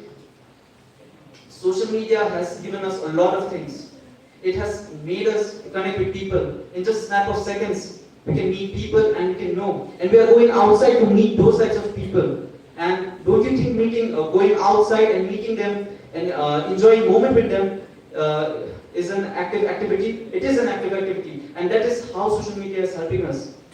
Social media has helped us in many ways. And I don't think it and I don't think that social media makes a person inactive. It depends upon the person. It depends upon the person's mentality on how he uses.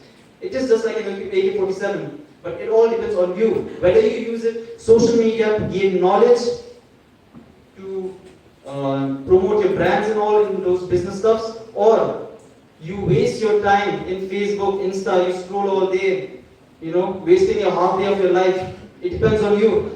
Otherwise, social media is a very good platform. It makes every person active. It depends on you, it depends upon the mentality. Otherwise, the person is to be blamed because he is lazy, not the social media. Thank you.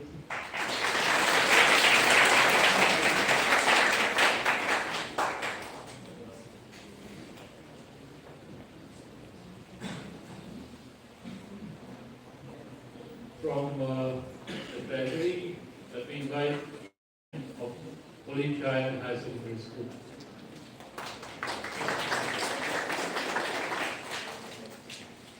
People are like sheep on social media.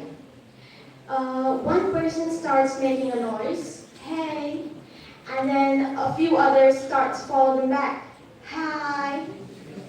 So this was by Earl Stein, by Earl Sweatshirt, sorry. My name is Tiara Yanchiji Momin from Holy Child Higher Secondary School, and I will be speaking my views in favor for the topic, social media makes a person socially inactive. So let us first think, what is social media? Social media, as the name suggests, makes us socially active, I guess. But I do not agree with this. The reason why? If it makes us socially active,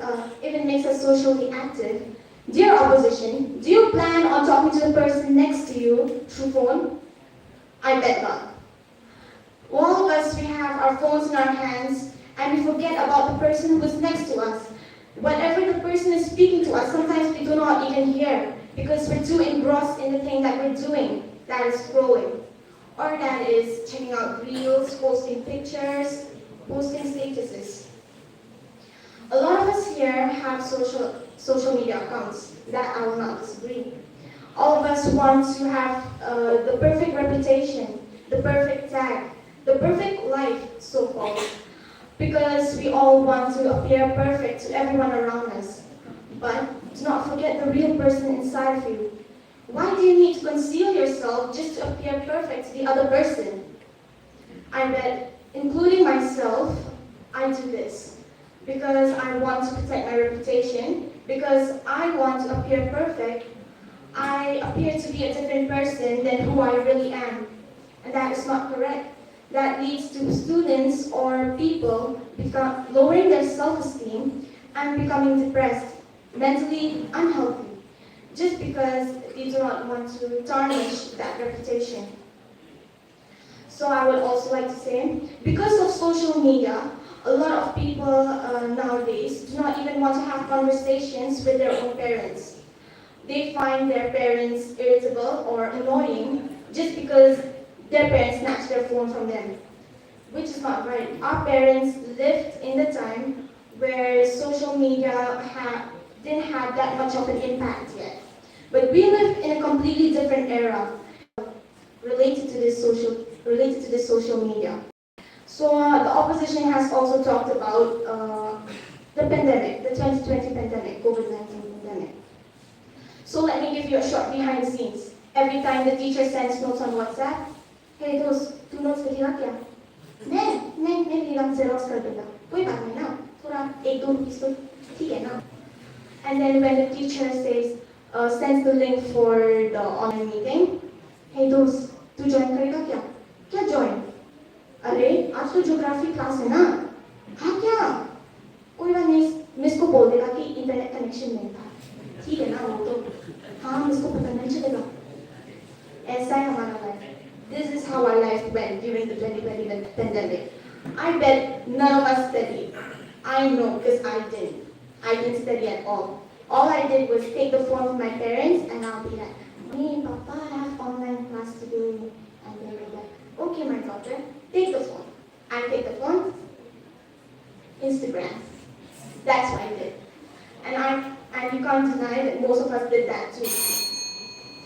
Social media has its good sides and its bad sides as well. But we can't deny the fact that all of us are addicted to it. All of us think that social media is alright. It's okay. It's alright to have, not to have a single friend in real life, as long as you have 1,000 followers on social media. Okay, if that's the case, why don't you call it 1,000 followers and tell them to help you in a time of need? When you don't have notes for the class, do you tell your social media friends, write notes for me? Of course not. I bet you tell your friend next to you, please give me your notes. That's what you would ask. You won't go to social media and post, I haven't completed my notes. Who is willing to write notes for me? No one would be willing to write notes for you that way. We all know that we are social beings. We are social creatures. We want to communicate with others. We need to communicate with others. We cannot isolate ourselves. We cannot live in our own bubbles. All of us are trapped within that bubble because all of us believe that having conversations with others is exhausting and tiring. But that is not the case. All of us should escape from that bubble. All of us should try to explore because we need to be socially active with others. Social media is one way to be socially active, but conversing in real life is a completely different thing. Thank you.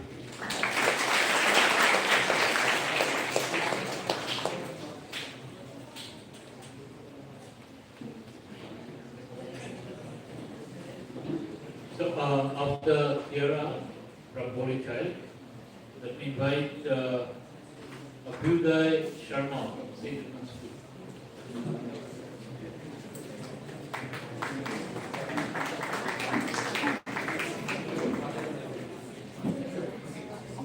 A very good morning to the respected speaker, sir, the audience, and all my fellow competitors. Social media isn't a flaw, it's a fundamental shift in the way we communicate. Mr. Speaker, sir, it is very ironic to see that people who spend a substantial amount of time every day on social media are here today talking negatively about it. They are telling people to denounce it.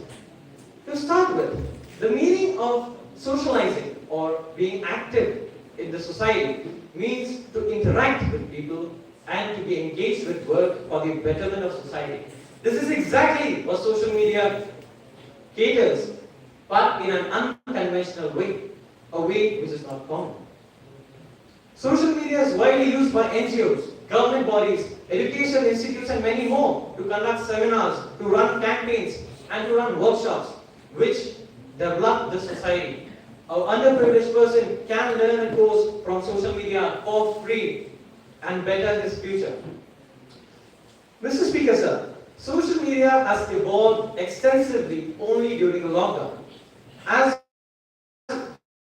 researchers suggest, in 2019, the active time spent on social media was 2 hours, which increased to 4 hours and 30 minutes in the lockdown. And in 2022, after things have started to normalize, it has again reduced. We have seen a drastic dip in the average time spent on social media to 2 hours and 40 minutes. The reason for the spike of use in the lockdown was that all people could do to keep themselves engaged was to use social media. From learning new skills such as cooking and coding to relieve their distress by listening to music and or maybe watching films, all require the use of social media, Speaker sir. What I just said, I do not mean to denounce offline socializing completely. In today's time, neither can you denounce online socializing or offline socializing completely. In today's times, they are correlated. They are an integral part of the society. Social media puts public into PR. It puts market into marketing. Social media has provided employment to people in the form of content creators and social media handlers in ways we could never imagine. It is because of the advertisements that run through the social media. It is because of the advertisements we see on Facebook, Instagram, and Twitter that many of the startups and businesses in India have succeeded today. It is all because of social media. From a small village, people from small village have popped up during the lockdown, showing their talents in various fields such as music, dance, literature, dramatics, and many more, which no one would ever recognize. Social media is not something that discriminates between people. It is something that unites people. Recently, during the Assam floods, it was social media through which many fund-raising donation campaigns were run. They funded crores and crores of rupees for the floods, which helped people who really needed that money. Mr. Speaker, sir, I would like to ask the opposition, can you take this much donation through socializing? Can you go to each house around India and get money for Assam floods? No, you cannot. Mr. Speaker, sir, social media, as I already said, it creates unity. No one discriminates you on your basis of your caste, on the basis of your creed, race, religion, and gender on social media. Each one in social media has a specific identity. Each one has this different. One of my worthy opponents, Mr. Speaker, sir, said that people copy each other in social media. Controversial.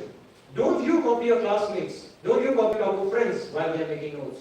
Don't you try to copy your sports friends who are very good at sports while playing? Don't you try to imitate people you admire? Don't you try to imitate people who have inspired you? I'm sure everyone does. Mr. Speaker, sir, everything has pros and cons.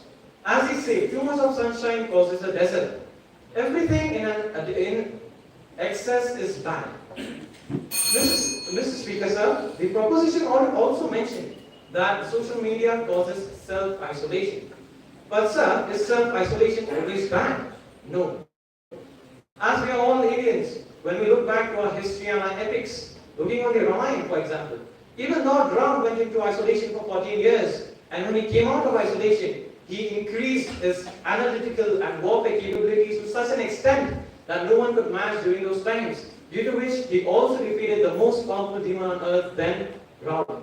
Another example to prove this would be that people who are staunch aspirants of competitive exams, such as GE and NEET, isolate themselves from world. They isolate themselves from all the worldly distractions in order to clear the exams with flying colors.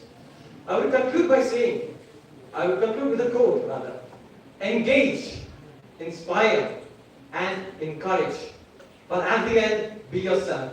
Social media is a change, and this change can be diverted to the way we want, either good or bad. Social media is a community effort, and everyone on social media is an asset.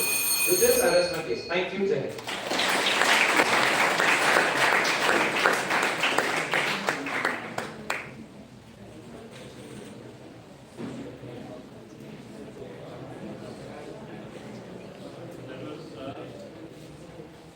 There was a Buddha Sharma from Cinema School against the motion. For the motion, the next speaker is Dabyan Kupar Linden from Ramakrishna Mission as a response.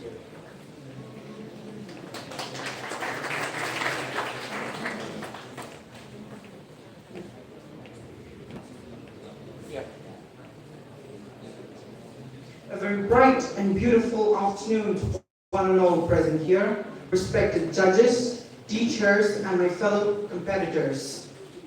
In today's 21st century, social media has been ingrained into our society to such an extent that it has become virtually impossible for people to take you seriously if you're not on any social media platform. Almost everyone is on social media, be it young, old, rich, and poor, etc. Almost everyone is having an account on Instagram, Facebook, Twitter, Snapchat, blah, blah, blah. Even the corporate world has jumped into the bandwagon, and companies have started advertising their products, sharing information, and answering queries from the people. Social media has been used as a means to communicate and connect ourselves and be updated with whatever is happening around the world. However, social media is eclipsed by so many challenges because it is so unregulated. Social media has diverted our lives. It has created a distance between us and our family members. Just by sitting in one room, we're not talking to our cousins, to our friends in a more friendly way. But instead of doing what? We're sitting there doing nothing, scrolling to our Instagram accounts, chatting with our friends, and busy connecting with virtual friends. So how does social media affect the world, especially the youths? This is Dr. Burlington standing before you here to speak for the motion on the topic, social media makes a man socially inactive. On the flip side, social media is an unregulated world that has no form of morals or laws to abide to. Youngsters are exposed to gore content of sexual abuse, rape cases, many other dirty things such as murder, killings, gun shootings, nudism, verbal outbursts, and explicit sexual content. All these kinds of gore content, it will really hamper a child's mental health. It can lead to serious mental disorders, and a child will not be able to express his or her opinions in a more friendly manner. Too much of social media has caused an addiction, according to a report published by the University of Pittsburgh School of Medicine in 2014, where 1,700 participants were participating. It was found that in the age group of 19 to 32 years, participants were spending over 61 minutes per day scrolling through the social media accounts and visiting social media websites for over 30 times per week. And since that time, the numbers have been steadily rising. Social media has created a bad impact on our lives. We need to educate the youth so that we'll have a generation, we'll have a future where we can uplift our country. Because as the saying used to say, that our future depends upon present generation. So if we are being trained in this way, lived in this kind of life, God forbid, I don't know what will happen in our future. Social media has destroyed in each and everyone's life. It has become a tool by criminals to trace and track the location, school attended, and even the place of birth, and sometimes even more personal information such as their bank accounts, mobile numbers. My friend, this can be really detrimental, especially for a victim of such situations. Social media has created severe health hazards. Nowadays, we go to anyone's house, we see them. Where's my cousin? Where's him? Where's she? You'll say, what? Oh, he's sitting in this room doing nothing. Sitting in a corner, scrolling through the social media accounts, busy playing online games, and this can really lead to severe obesity, health diseases, such as diabetes, blood pressure, heart diseases, and even a stroke. According to Statista.com, China is one of the countries with the highest number of patients suffering from diabetes, with around 144 million. And by 2045, it is estimated that around 174 million people will be suffering from diabetes. Jean Twench, I guess some of us know her, a popular face in America who used to appear in everyday morning shows. In her book, iGen, she mentioned, in our next generation, we may see more young people who know just the right emoji for a particular situation and not the right facial expression. My friend, you and I know if we continue to live in this kind of life and preferring virtual life over real life, this can really become true. And no one of us wishes that to be true. So my friend, lastly, people have loses the sense of empathy towards each other. They have loses the sense of love and to respect towards one another. When we see anyone who is in a state of trouble, instead of helping them, we're doing what? Simply taking pictures, creating contents, and later doing what? Posting them in social media accounts just for the sake of getting likes and comments. I would like to conclude my speech by quoting one of the lines of the famous scientist Albert Einstein, who said, "I fear the world will be overcome by social media. I fear that technology will surpass our human interactions. The world will have a generation of idiots." So it's up to you, my friends, to decide whether you want to be a social idiot who knows nothing except playing online.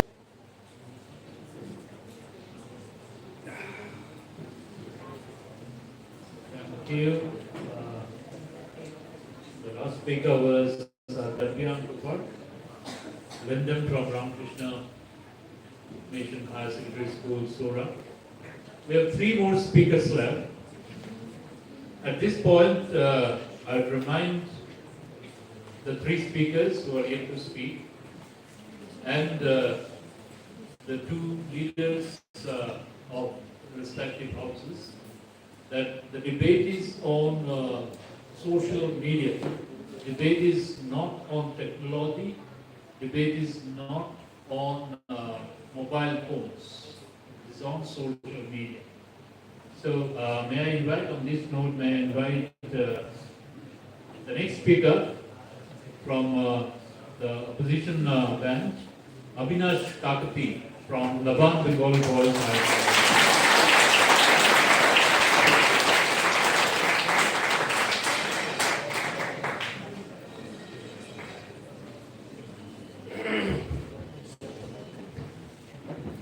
A very good afternoon, respected Mr. Speaker, sir. Today I stand before you to speak against the motion social media makes a person socially inactive. Firstly, what is social media? Social media is a platform which focuses on communication. We have got a rough idea that social media has the motto to make a person socially active, and that's why it's named so. But, Mr. Speaker, sir, from where is the question arising that social media really makes a person socially inactive? Well, globalization, modernization, and development are some, but the most important aspects that are fulfilled by social media. Mr. Speaker, sir, if I really make a point here that social media really makes us socially inactive, then are we going back to the 8 ages where we had limited information, lack of communication, lack of information and opportunities? No, we are not. We all live in a world that's impossible for us of globalization. We all are part of the continent, that is mankind. Mr. Speaker, sir, nowadays WhatsApp is being used by over 500 crore people and the numbers ever growing. Why is it so? It's because it's cost and time efficient, and most importantly, most of the official informations are transferred through these applications. We can communicate with teachers, family members, friends, and whoever it may be. Thank you. Thanks to social media, Mr. Speaker, sir. Distance is no longer a wonder. Being a teenager of today's world, I cannot relate myself to Mr. Parker Sarathy's poem, and it so eventually happened, where he talks about family members being strangers and clouding instant recognition. Mr. Speaker, sir, a much-watched movie named Bajrangi Bhaijaan that resonated the positive vibes and beautifully portrayed the power of social media in ever bridging the invincible gap between India and its neighboring country, Pakistan. What Mr. Kabir Khan has once presented through his cinema lenses could one day become a reality because of social media. And Mr. Speaker, sir, is not fiction and reality intertwined and connected with each other? Mr. Speaker, sir, can my able companions from the Treasury bench deny the contribution of this silent revolution called social media in bringing an answer to the burning question mystery of Jessica Lala's murder case? Yes, you heard me right. We all are aware of the campaign Justice for Jessica, which was led by an established news channel and which ultimately led to the case being reopened. If this is not one of the glorious success stories on social media being social, then what is? COVID-19 pandemic led to an economic crisis where about 140 million people were jobless and around 1.6 billion people were at an income risk. It was social media in the form of LinkedIn that came as a ray of sunshine. It provided over 40 million people jobs and a professional community of over 722 million people worldwide. What's it, Mr. Speaker, sir? Mr. Speaker, sir, you have been offered a cup of steaming hot tea. You take it in a gulp, resulting in your tongue burn. Is that really the fault of the cup of steaming hot tea? No, it's not. It's the usage, the way you have sipped. Likewise, same goes with social media. Social media is that cup of steaming hot tea which, when taken carefully and with responsibility, will not only refresh but also rejuvenate us. But on the other hand, it may lead to a tongue burn. Thank you.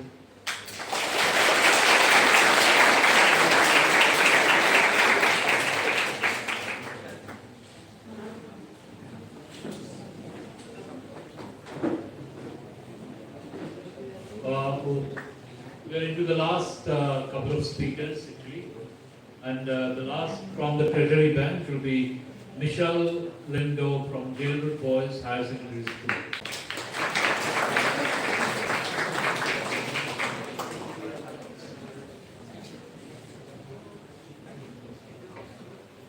Good afternoon, respect speaker and the audience, and also my opposite bench.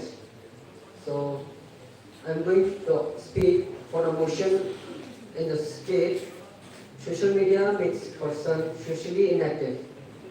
In my opinion, yes, I certainly claim and support that social media is in fact making us less social.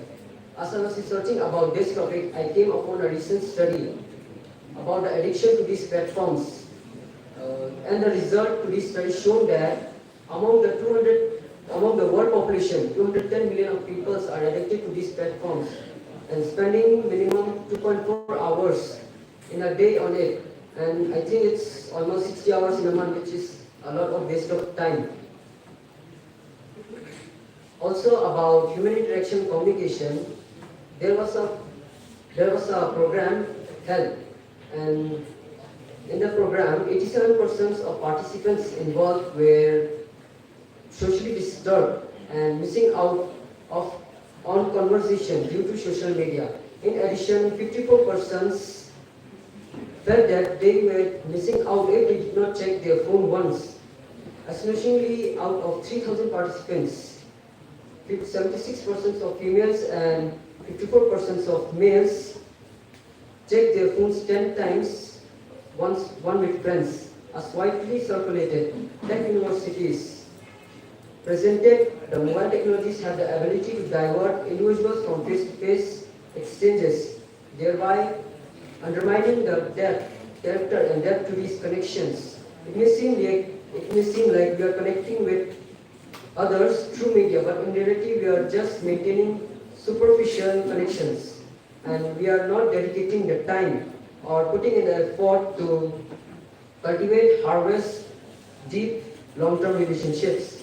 Also, it limited face-to-face interaction, and due on the pandemic, on the corona time, it has gone.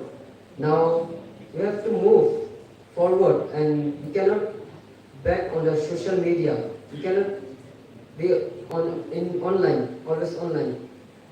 So we have to move forward. Also, one of the issues we have developed is that we only listen to what interests us and don't create any human connections or eye contact, or do not have open mind because of these social media to new thoughts, new ideas, and others' life, which is most definitely an unhealthy daily exercise. Most important, most of the peoples, mostly teenagers, are addicted to these platforms, started to arguing with their parents. And also an example, apart from our life, I was once addicted to these platforms, and I was just sitting in a room, cornered in a corner of a room, and just keep on scrolling and scrolling and scrolling. And my mom, my brothers are doing works like collecting waters, and I'm just watching them and keep on scrolling. But then I realized that these platforms are actually making us inactive. So in this way, I ended my speech. Thank you very much.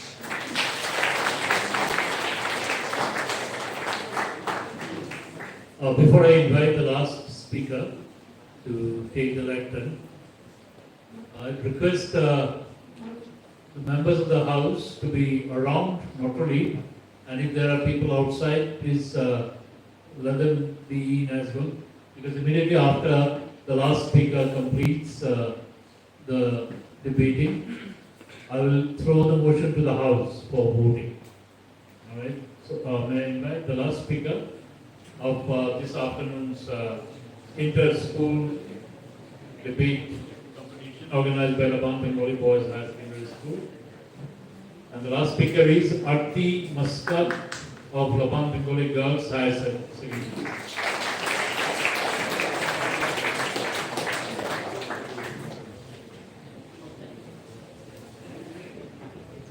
A very good afternoon to respected speakers, sir, judges, audience, and fellow participants. I, Arti Muskat, a student of class 10 from the Bengalee Girls High Secondary School, hereby strongly stand against the motion, social media makes a person socially inactive. Firstly, I would like to begin by saying that it's quite common for people, especially youngsters nowadays, to get addicted to social media, leading to depression, anxiety, stress, and even suicidal thoughts. But it would certainly be wrong to blame social media for that. Social media has made a lot of communication much more easier than before. Therefore, it has the ability to make a person more socially active rather than making them inactive. Social media has also made a lot of our work easier in the COVID pandemic in every way possible. It has made many students and youngsters in learning and adapting many technical skills. It has also made education become easier to some extent. Thus, if we succeed in keeping our focus firm and not get distracted, it will certainly not affect any other behaviors socially. Let's just make a comparison between people who say yes and people who say no. The people who say yes believe that people no longer need to be able to communicate with people properly due to the fact that social media is doing it for them. The ability to check phones, internet, and social media has turned places like coffee shops and cafes into non-social areas. Instead of approaching strangers to be entertained in new situations, people are just pulling out their phones and checking their social medias. Whereas the people who say no, they believe. This question has been asked every time a new social media develops, of whether social media has in many ways made us more social.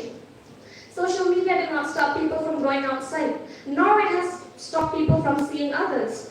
Social media has in fact helped many people in remembering more people than they did, in fact, for the ones who are so bad at remembering names. Social media has also helped a lot of our communication easier, education easier, and even research purposes easier.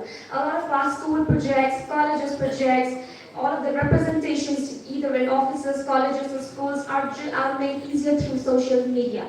Thus, often the people's mindset affect themselves and not social media. Let's just say that, let's just point to people who are more vulnerable to get addicted to social media.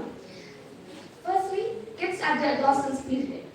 Adolescence is the period which takes an individual either to the wrong path or the right path. Because the kids here at this stage are unaware of the cruel world outside and the environmental changes around them. At this stage, there are many factors which can affect them.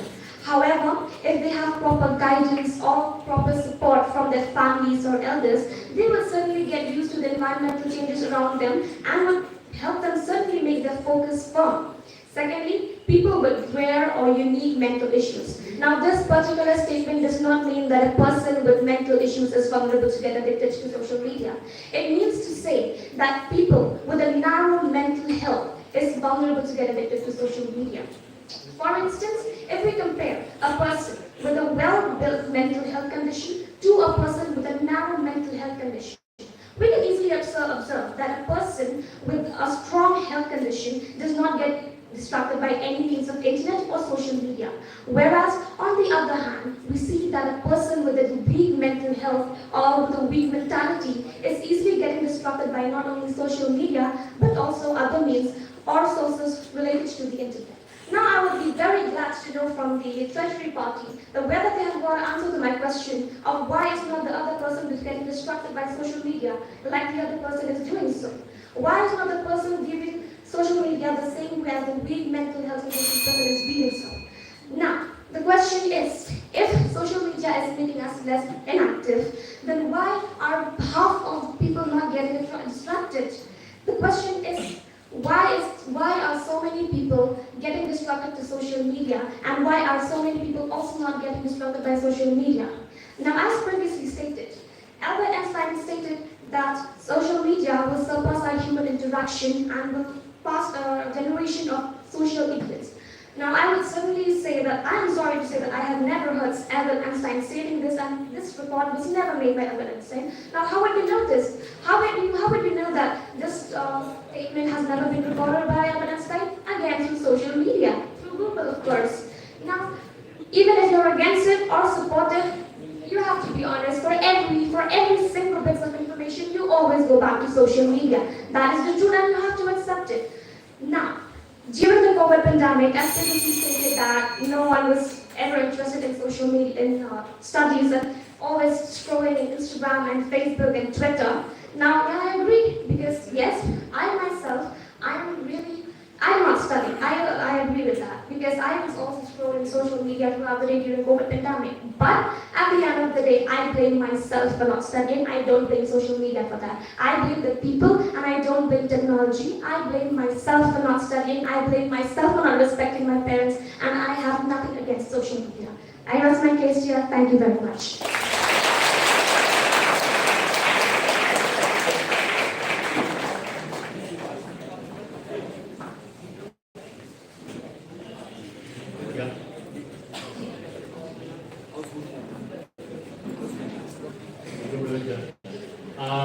All right, so we have come to the end of the debate proper, the competitive part of the debate. Before I throw the motion to the House, I would ask the Leader of the Opposition first to come and summarize his side's point of view. As per parliamentary debate, the leader of the House will always have the last say. So I invite the opposition leader first, then the leader of the House will take up. You'll get only 3 minutes, okay? 3 minutes, the scorekeeper here, timekeeper, 3 minutes.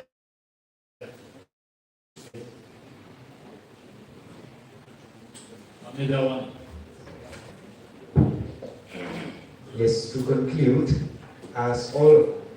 one of my friends said that, Kabhi Khushi Kabhi Gum, right? Pum pum pum, right? From the treasury bench.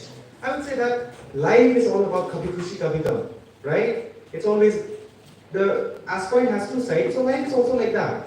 Sometimes we have the best side, sometimes we don't have the best side, right? So, and not only that, and one thing, I've heard two fellow competitors who said that, Einstein said that something technology, yes, it's not relevant with the subject we are talking about, but still he did say that thing, okay? You go through the internet, again, social media, which it's not said by him, okay? He didn't say anything like that, okay?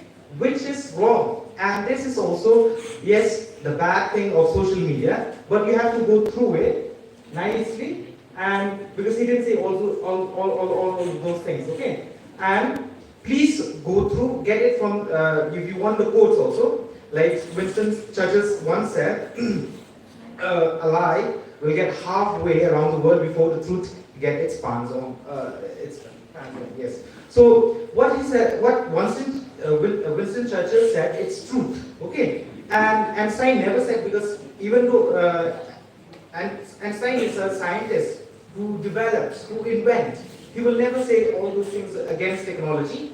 He will never say all those things which is irrelevant. Thank you.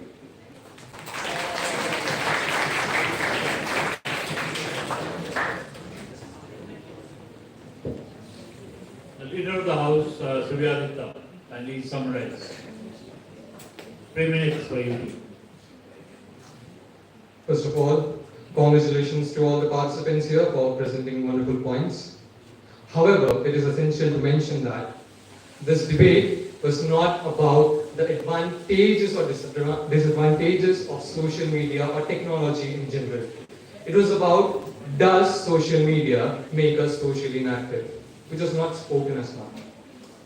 Now, as per the opposition mentioned that the humans are in a constant need to be updated, and it all depends on social media.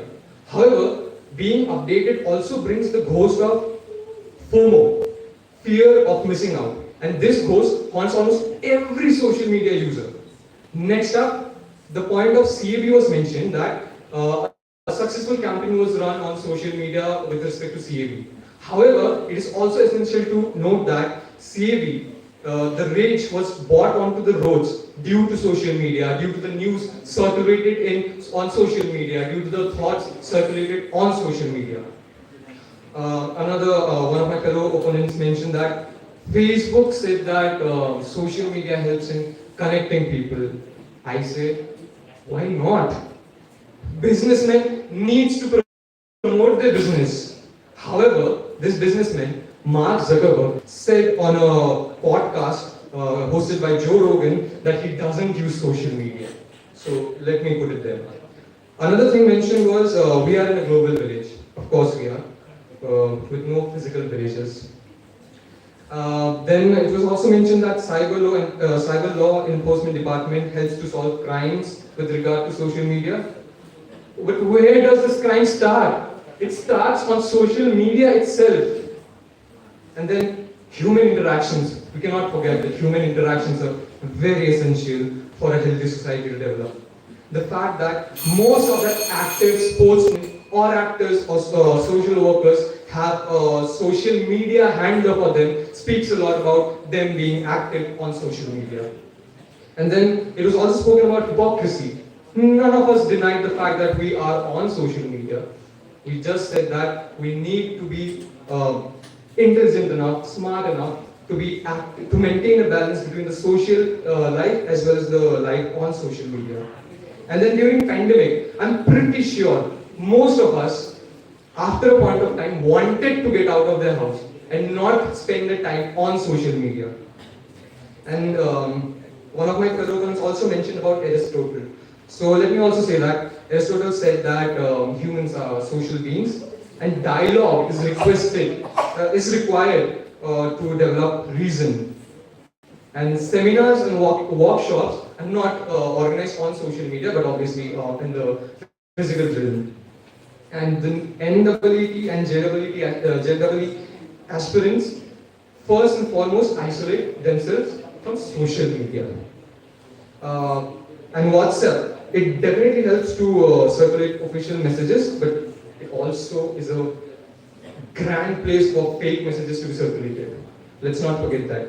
And at last, I'm glad that my opponents mentioned that tongue can be burned, something related to that social media also acts as a tongue burner, and also that we need collective work so that we can maintain a balance between the physical activities and the social life. So my last question, when does this collective work begin?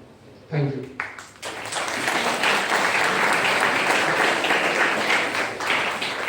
So today's debate ends with a question.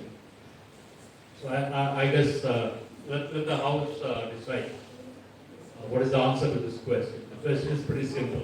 Does social media make us socially inactive? The motion I'll read out for the members of the House once again.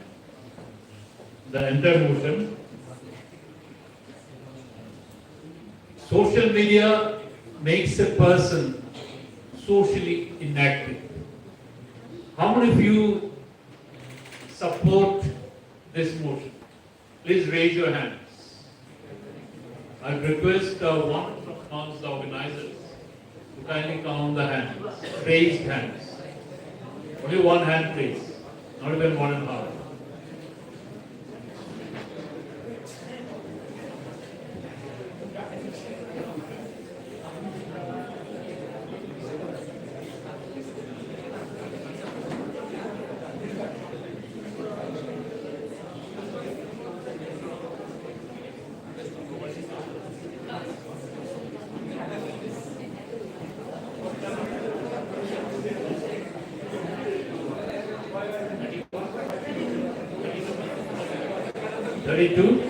So 32 hands were raised supporting the motion, because 32 people here don't use social media to remain inactive.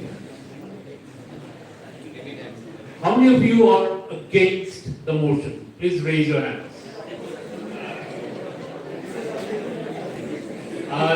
Do I need to count? It looks as though the motion is defeated.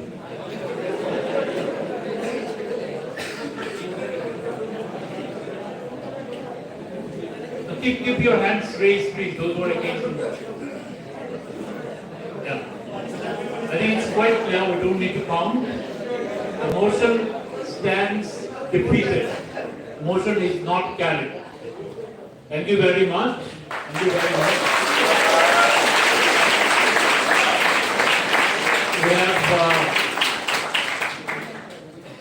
We have 2.5 hours almost of very interesting debating. It will take some time for the organizers to calculate the score sheet, I guess. Till such time, may I invite the judges to come and say a few words. Any one representative or all three maybe a little bit?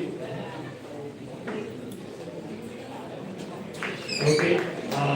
Please give it up for our friends from the Thank you, Mr. Speaker, sir. At the outset, I would thank the organizers, principal, and all from the school for giving me this time, this opportunity to come out of office and enlighten myself again. Cybercrime, of course, this topic is very close because I've been associated with cybercrime for quite a long time. And social media, whatever the perspective presented by both sides, I must say I'm quite impressed. Big round of applause for both all the participants. Because I feel my fellow judges will also agree that it was a tough thing for us judging them and scoring all of you. You have really excelled in whatever the content, be the presentation. We were very happy. In fact, I must say that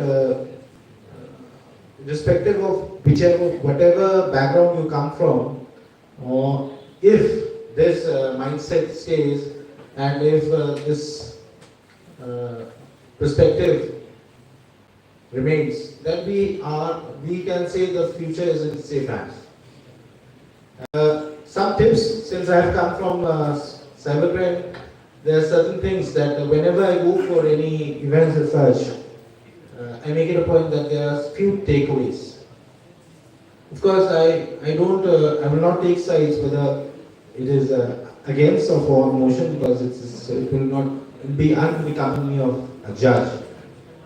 But having said that, social media has become a very important part of our life. That is something we cannot. That is something that we cannot ignore.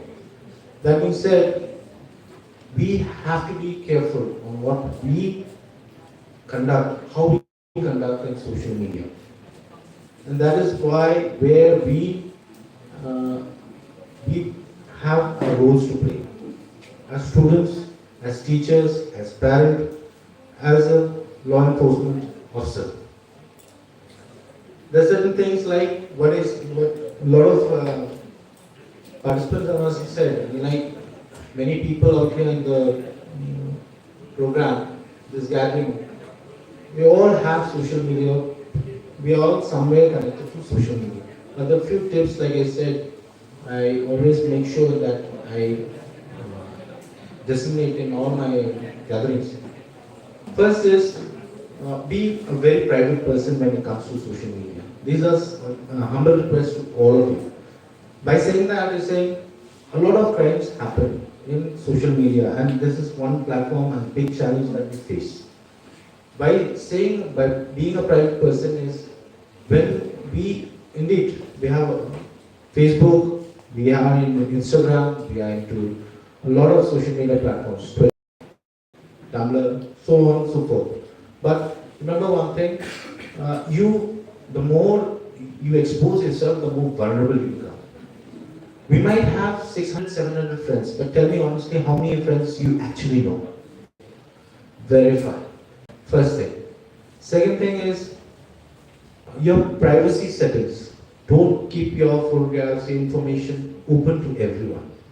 That makes you very, very vulnerable. First thing. Second thing is, of late we are getting a lot of complaints of accounts being hacked. There is a key and there is a method or SOP we follow, and that should be followed and imbibed by all of us. And even if 10% of the people of the gathering follows this, I'll feel that my coming here was success.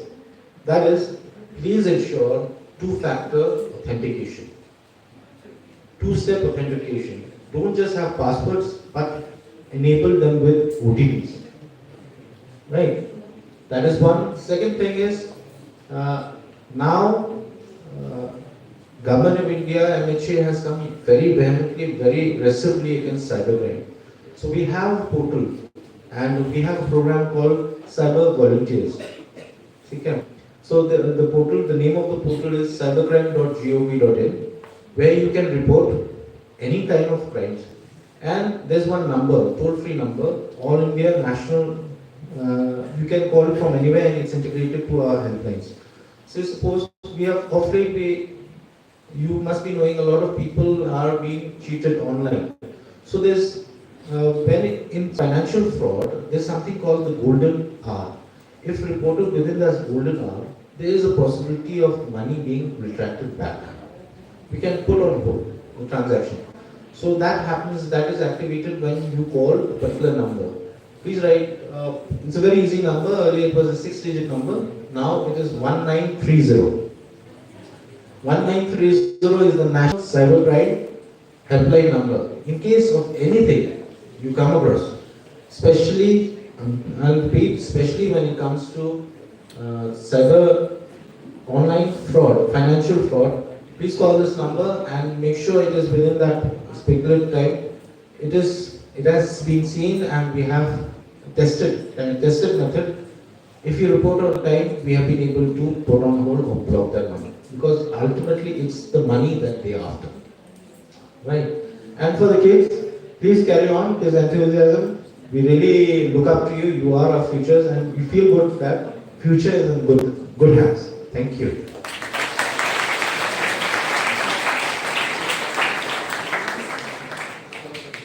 You have just listened to, particularly for the participants, you just listened to Mr. Shabir Kakkar. He is the additional SP in the cyber crime cell of the police department. So he probably would be a good friend of yours in case you are a victim, of any cyber related criminal intent or whatever you call it. Manas Runa? Yeah. Manas is generally very brief, so no problem.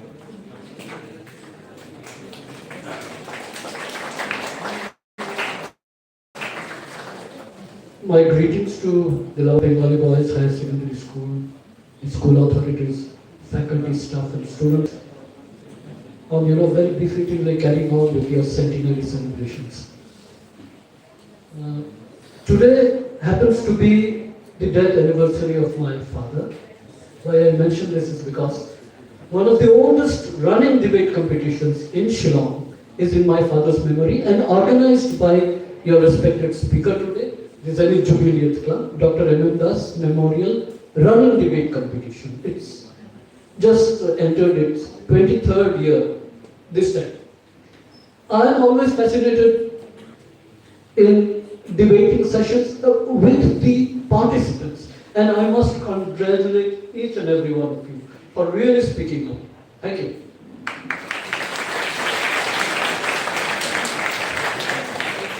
The man from media speaks less, writes very well. You might find yourselves in Bengalee monitor more first thing. So, Times of India, he used to give a lot of coverage. Thank you, Manas. Runa, would you like to share a few words? Yes. This is Runa Dushani. She is an accidental judge today. Then she is very, very strong. She is also from the academics. Good afternoon. Good afternoon to everyone present here.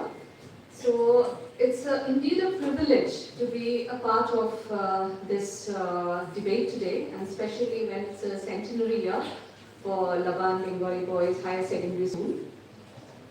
Today morning when I woke up, I had no idea that this day is going to be so wonderful, because I'm delighted to be in the presence of such young minds who spoke so well that we judges were in a dilemma.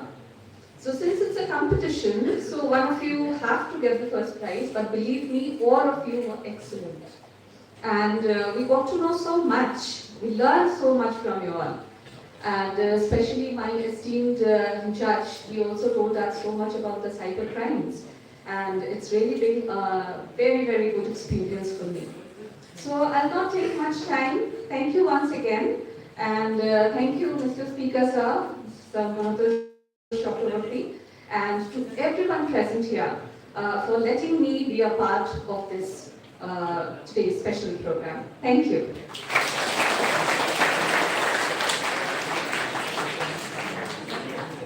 Thank you very much, Runa.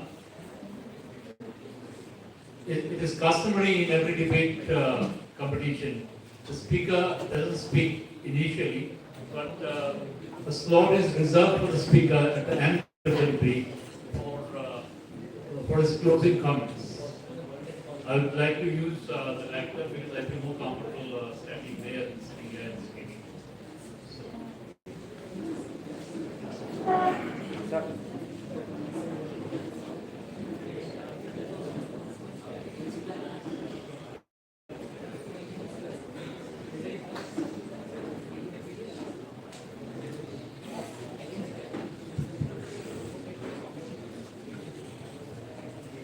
The morning has passed into afternoon. We didn't even feel that we are here for 2.5 hours. Thanks to the brilliant oratory of many of our participants. Congratulations for that.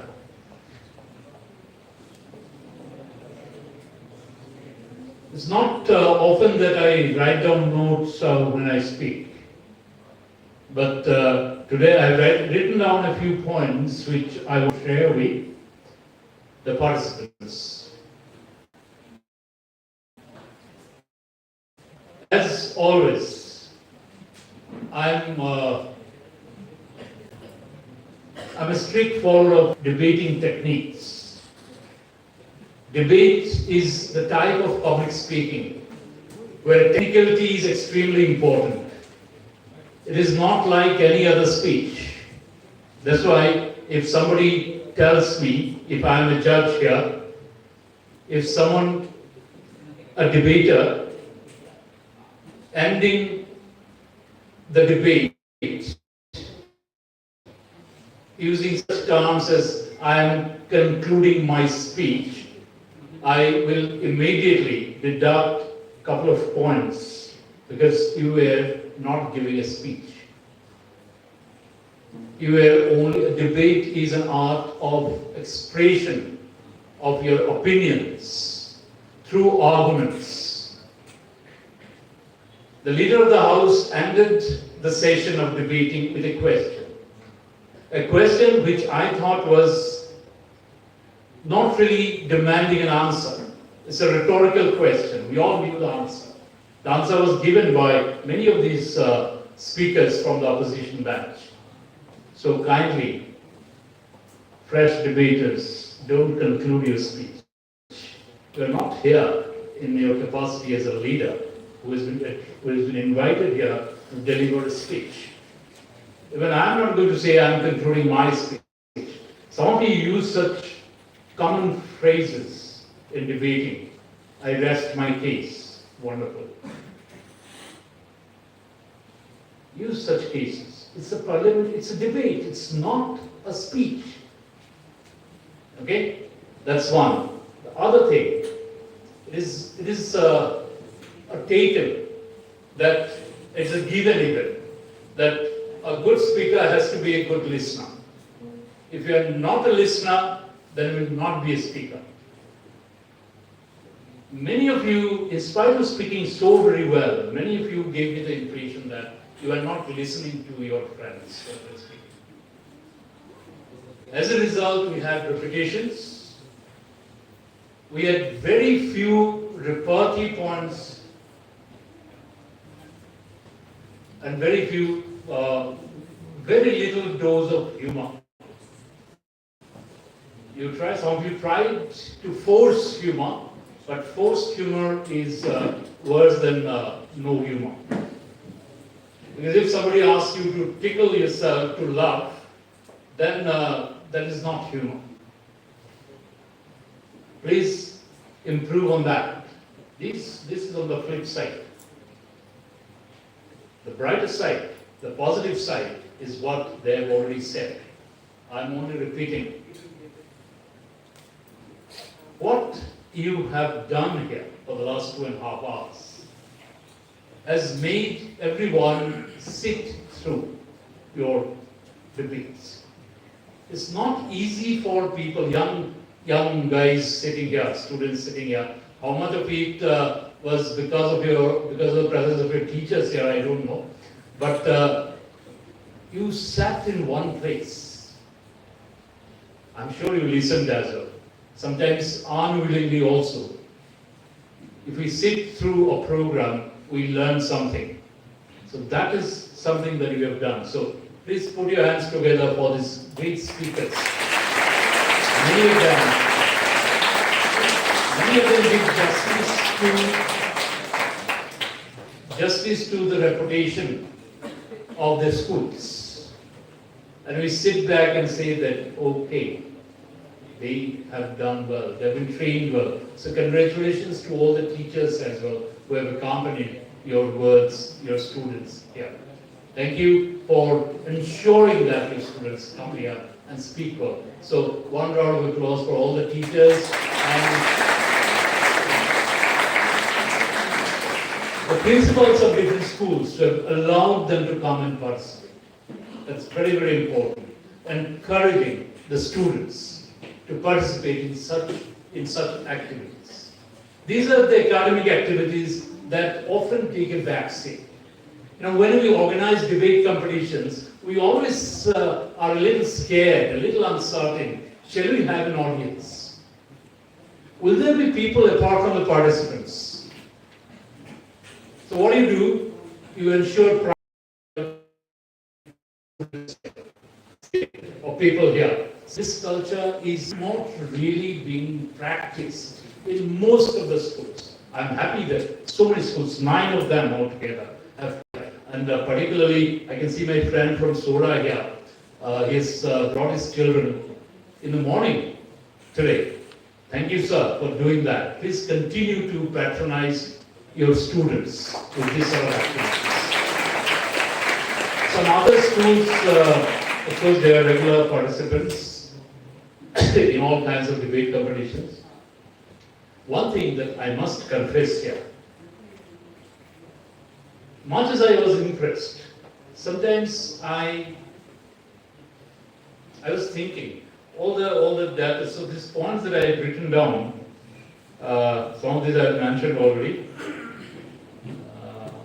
One of the speakers decided to defy, one of the debaters rather, decided to defy the speaker's ruling. When the speaker said initially that only English is allowed in this debate, this one speaker decided to go on Hindi. And it was not just a word, it was a few sentences of Hindi, which is okay, I thought. I could have stopped her, but I didn't stop her for the simple reason Hindi is the most fashionable language in campuses these days. During our time, English was spoken between speakers of 2 particular languages. You have to speak English. So I'll see 2 Bengalis speaking in English, 2 Khasis speaking in English, 2 Assamese speaking in English, 2 Nepalese speaking in English. Today everyone is speaking Hindi. I have seen from my college, I can see my experience, Mizos and Nagas are okay, Mizos and Manipuris speaking in Hindi, conversing with one another in Hindi. You cannot beat it. So I allowed this because I thought Hindi is the campus lingo, and if it is the campus lingo all across India, who am I to stop a student from using it, even in a debate? She was only using her most comfortable lingo. So that's okay, but use it as a shock effect. It cannot be a go-to language for you in a competition like this. I don't know who was that. We use this. You? Yeah. Just keep that in mind. Okay. All right.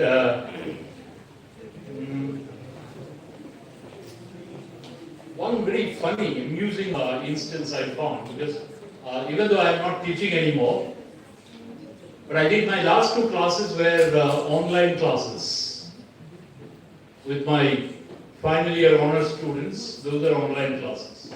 And I found the students laziest ever in the online classes. Are you there?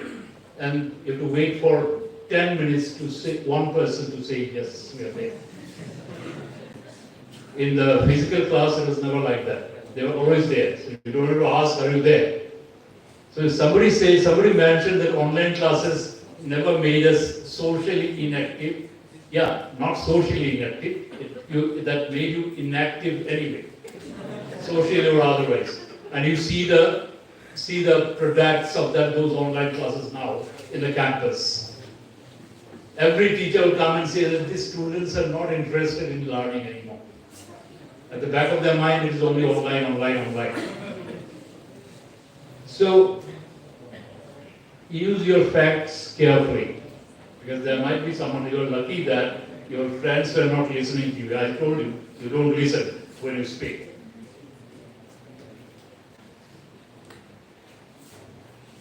Yeah, one more thing. While quoting data, many of you quoted the data, statistics and all that, 54%, 72%, 400, 800. Please mention the sources. From where do you get this data? And by the way, as one of your friends rightly pointed out, when somebody had mistaken Google for social media, Google is not social media. It requires the speaker to click his smartphone, not social media, Google, and find out whether your statistics are correct or not. If you don't give the sources, you'll be given no credit for that if there are no sources. Okay? And Einstein, my dear friend there, Einstein did say a few things like this, not exactly in the manner that some of your friends have used it, but Einstein did see a very bleak future for, but that was technology, you are right. Yeah, not so much, I think social media wasn't there.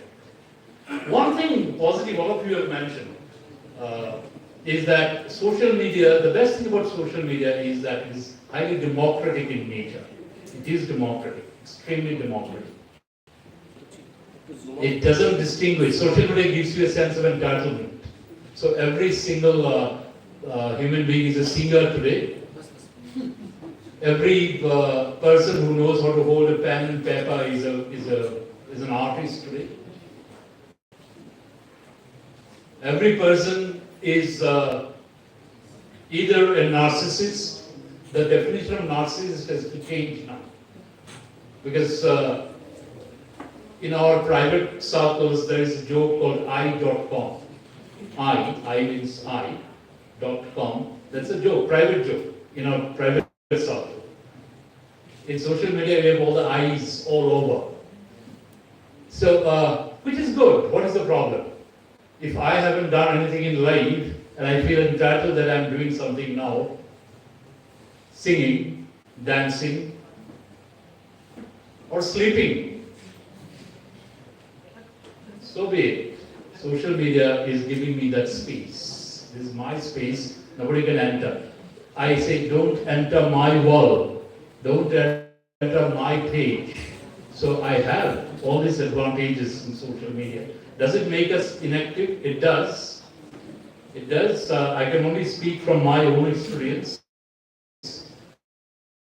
Every year this is puja time, another week, and we are into puja absolutely. And I remember right from my earning days, I first started earning. Before that I had to depend on my parents. But when I started earning, I used to buy every single puja edition of famous Bengalee newspapers. Every year. I have stopped this year. I have not bought anymore because I have no time. I could not open last year's once I got online. Even the plastic wrapper is still there. I'm being absolutely inactive when it comes to reading. I bought my last stock of books almost 2 years back. Some of these I could not open the cover even. I thought I would read all those during my retirement.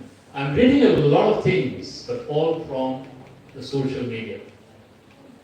I'm reading books in social media. I'm writing stories, articles for puja, souvenirs, all on my mobile. Using social media again to send them. WhatsApp, easy. You don't have to open your mail ID to send pictures and write-ups and all that. So it has made me inactive to say the least, but inactive socially, of course, not inactive otherwise. My brain is occupied. I haven't seen my friends, my most go-to friends will complain that we haven't seen you for the last 2 years, which is an exaggeration. But yeah, I haven't seen my friends for the last 2 months, probably many of them.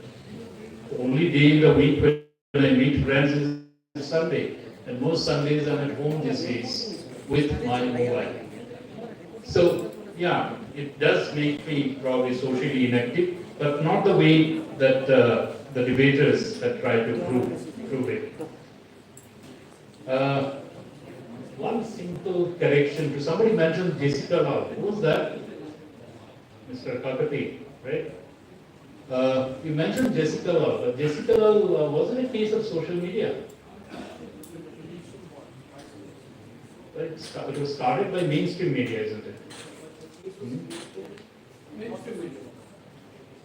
Anyway, but I think this is not quite you can find hundreds of other examples, not Jessica Lal. Jessica Lal is too high profile, and NDTV and Jessica Lal is almost intertwined, right? So this is a difficult example that you took. Yeah, some of these are part of the debate. Otherwise, the debate was well contested. I think the judges' score sheet will reveal that, how close was the winner from the next winner. It was a wonderful experience for me. Once again, I express my gratitude to the organizers, my school, for having invited me here. I thought I'll be free by 1 o'clock so that I can go back to college and attend my afternoon session. So is Mr. Dakar. I heard him telling somebody over phone, I'll be in the office after 1. Even I said to some of my colleagues who called me that I'll be there after lunch. Now I don't know. Do I go back for 2-3 hours, or do I give up completely? A day's leave, maybe. Okay, but then I can sacrifice all these things for debates. I've been part of thousands of debate since the time I was a debater myself till today. I'll be there always for debating. Thank you once again for inviting me. It has been a long session. I will not add to your agony anymore. With these few words, I'm looking forward to the 1, 2, 3 in my system. I've already made my judgment while listening. I've not written anyone down, but I can see them, and yeah, I know who are these for my 1, 2, 3. I'll see how great people think alike.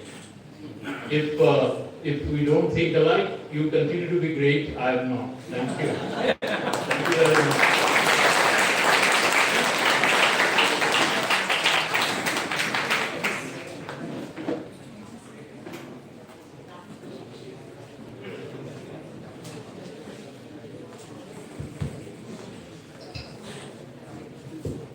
Thank you so much, Mr. Speaker, sir.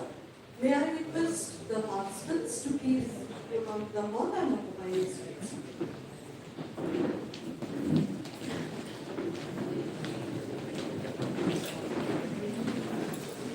So I would like to request you to please remain seated just for a while. Just for a while.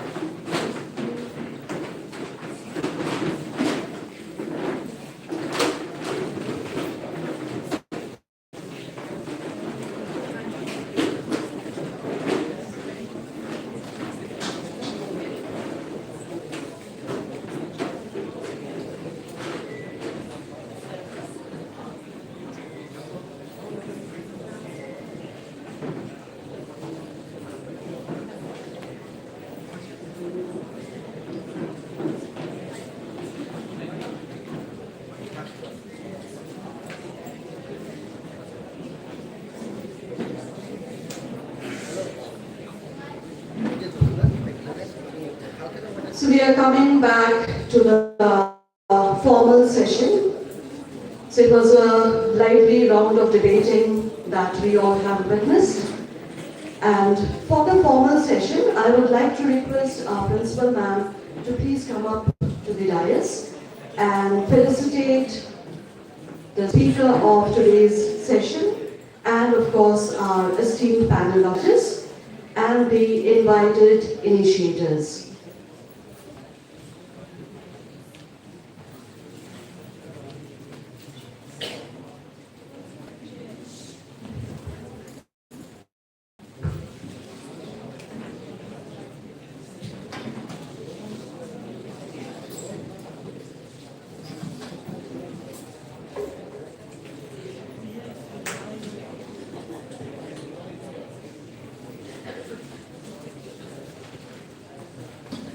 We are always privileged and honored when our beloved Monotu sir is here to chair the session as the speaker.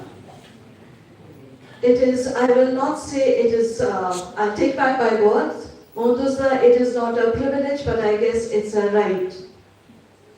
We would always, any debating session at Laban Bengalee Boys is incomplete without you occupying the speaker's chair. And to felicitate Professor Mangash Chakraborty, Principal St. Edmund's College, may I request our Principal Ma'am to do the honors.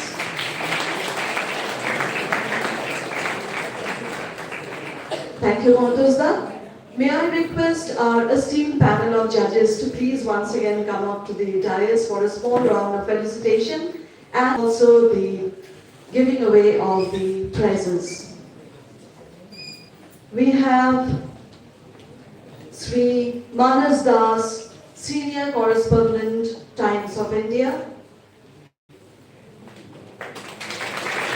Mr. Manas Das has also been very much a part of the school. He is a well-wisher of the school. Today morning when he was here, he told me, let me get the feel of the school. Thank you so much, sir, for saying that. Thank you, sir. Sri Shabir S. Dakhar, Additional SP Cybercrime Shillong. So we know how busy you are. Thank you once again for being a part. And it's always ladies first, but here we have a lady who's definitely not the last. And thank you, ma'am, Runa Goswami Nandi, Vice Principal, Bengalee Vidyapith, for being so very sporting in accepting our invitation. Thank you. I request our esteemed panel of judges, our principal ma'am, and also speakers to occupy the seats. And we have a small token of gratitude for our initiators. May I invite on stage Sri Surya Aditya Sharma Roy for a small token of gratitude.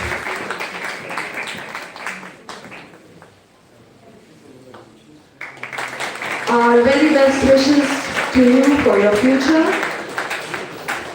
And of course, our very own Hamedawa, would you please come up for a small token of gratitude.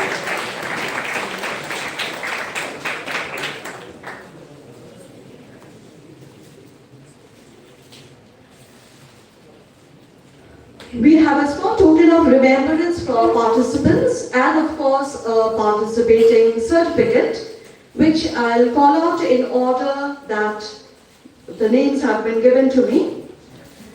Against, I think I'll start with for the motion. For the motion from St. Edmund's Higher Secondary School, Arman Suchian. Arman Suchian, I would request our principal ma'am to give away.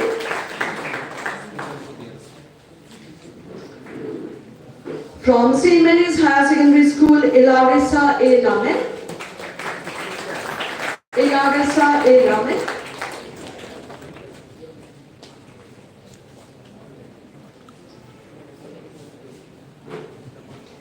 From Bortha Pathshala, Nehal Lama.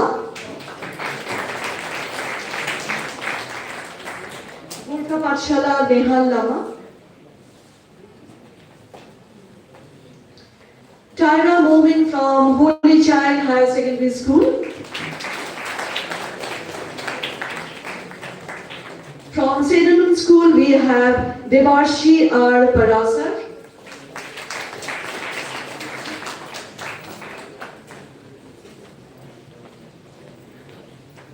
From not so distant, but of course, where traveling is concerned in today's Shillong, from Ramakrishna Mission Higher Secondary School, Sora, we have Dapyam Kumar Linden.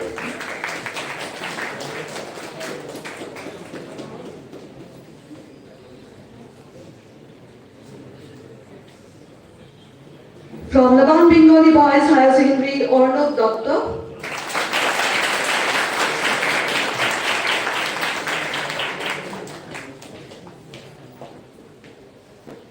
From Jailroad Boys Higher Secondary, we have Mishan Lingdon.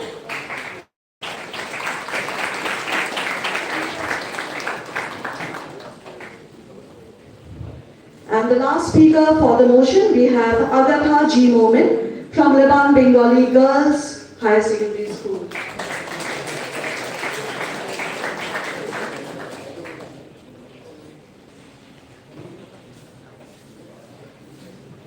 Coming to the participants from against the motion, we have Debraj Purkaisko from St. Edmunds Higher Secondary School.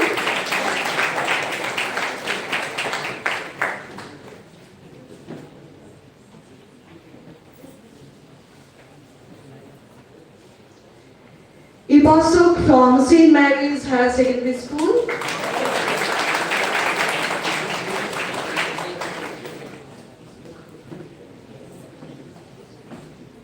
From Gorkha Pathshala, we have Puruskar Pradhan.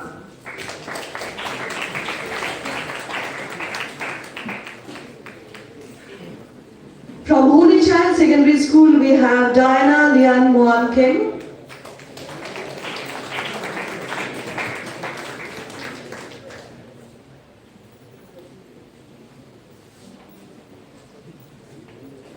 From St. Edmunds, Abhuday Sharma.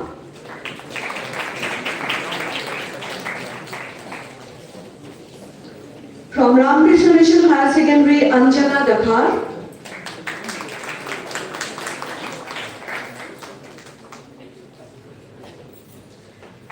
From Laban Bengalee Boys, Avinash Kakuti.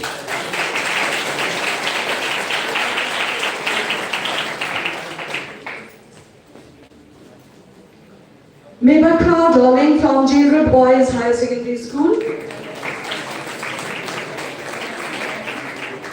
And from Laban Bengalee Girls Higher Secondary, Arti Maskud.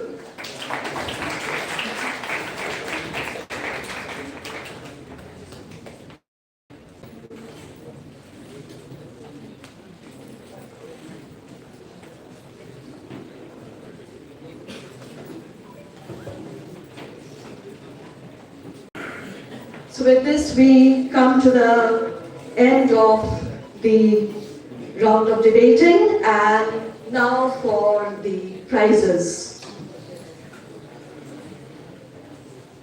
All of you have been showered with throngs of applause for the performance. Definitely it's not easy to come prepared and to speak in front of a gathering. So heartiest congratulations from the school to all of you. And now we come to the prize distribution. Monotuzda, you had earlier said that Runa Goswami Nandi is by accident here, but I would slightly differ here because God's master plan is unseen by us.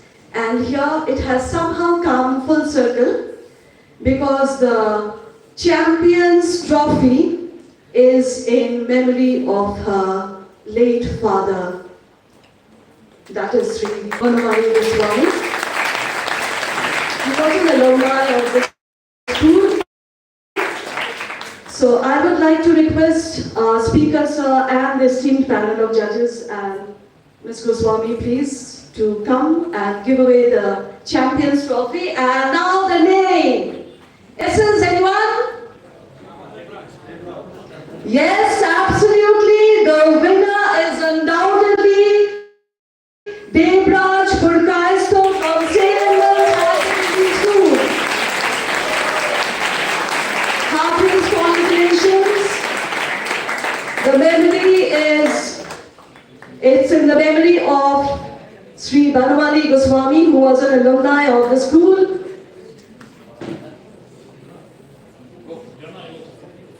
Yes, it's in memory of the father, late father of Miss Jana and Miss Runa. They are sisters. I hope, in case anyone doesn't know. Please. Very, very proud moment.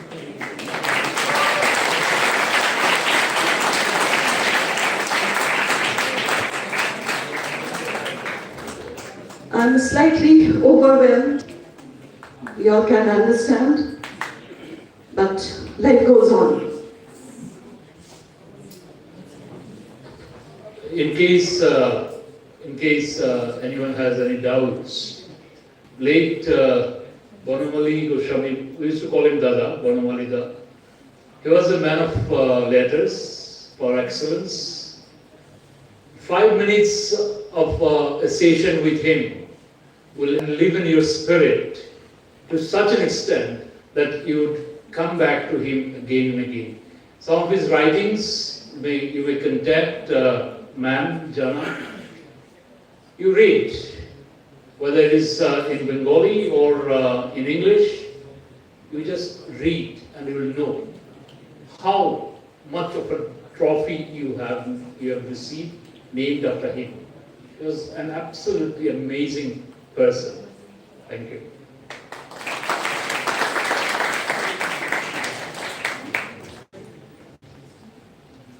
Thank you, Monodosa. And now moving on to the runners-up trophy. Anyone would like to guess? No, sorry, it hasn't come home. It hasn't come to the Bengalee boys. Next time, hopefully we'll do better.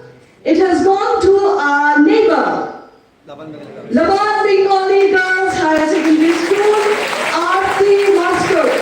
Please come up for the runners-up trophy, and it's in the memory of late Haridas Dev. And both are not running trophies, so these are for you for keeps. Well deserved, Aarti. Well deserved, Devraj. I would like to request our esteemed panel of judges, Principal Ma'am and Speaker Sir to please occupy their seats in the hall. And we now have the vote of thanks, and with that we will come to the end of the program.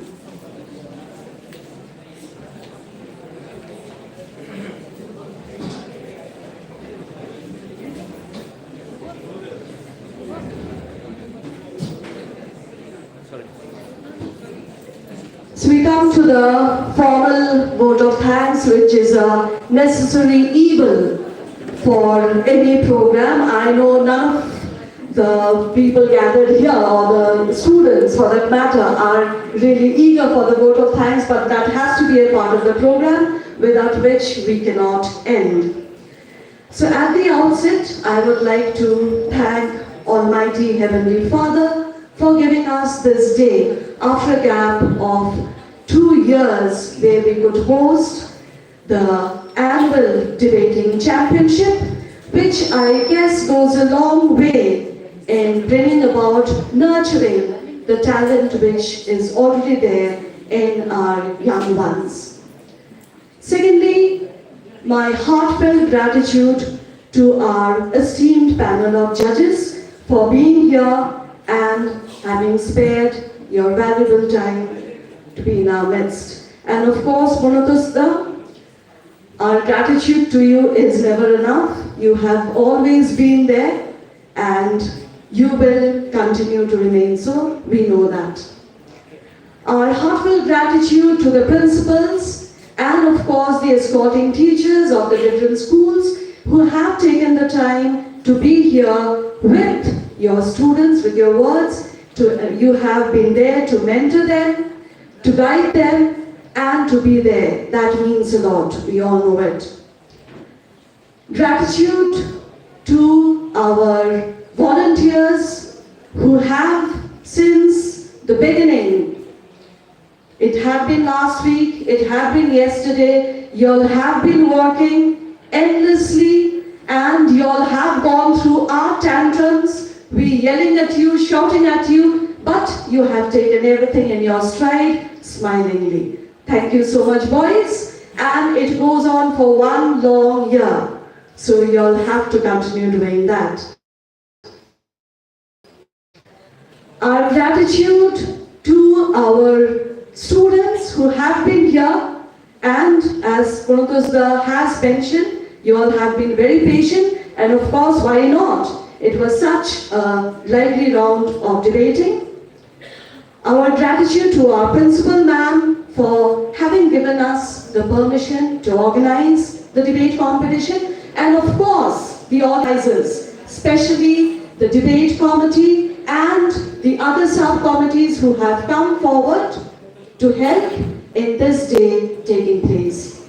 So with that, we end today's session. My heartfelt gratitude to everyone gathered here. With this, we come to the end. Please forgive me if I have missed out anyone, because I thought I would be able to handle it better, but I guess at times emotions take the better of us. So thank you once again. I would like to request our students to kindly remain seated. The escorting teachers and the students will be escorted by our volunteers, and so also our judges and speakers. Thank you once again. Good night. Thank you. The quiz competition tomorrow will start at 10 in the morning. Thank you.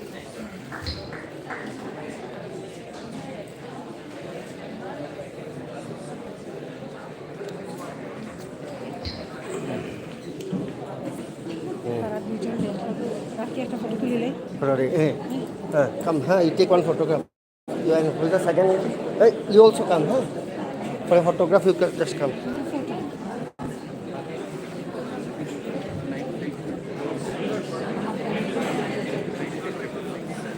Dulu beta kau na. But not a reluctant judge. It was this. Always ready to help. I came to trust you, all of you. Second threat, it was very good. He missed out on the topic. Something else.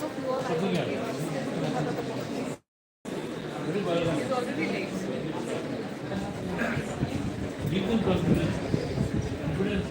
Give them to this sort of program. There's no so nervous with the thing. Thank you, sir.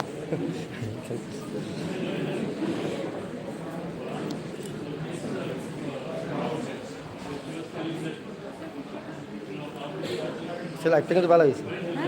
Bala isi. Pura program ta isi. More better is. More better is. Better ya.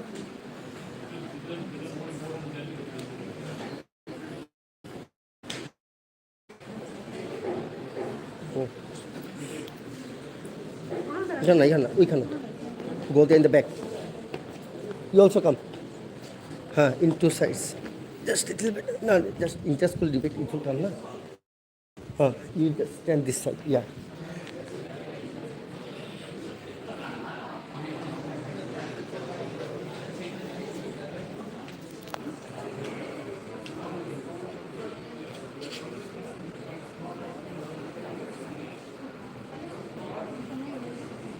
Enjoy.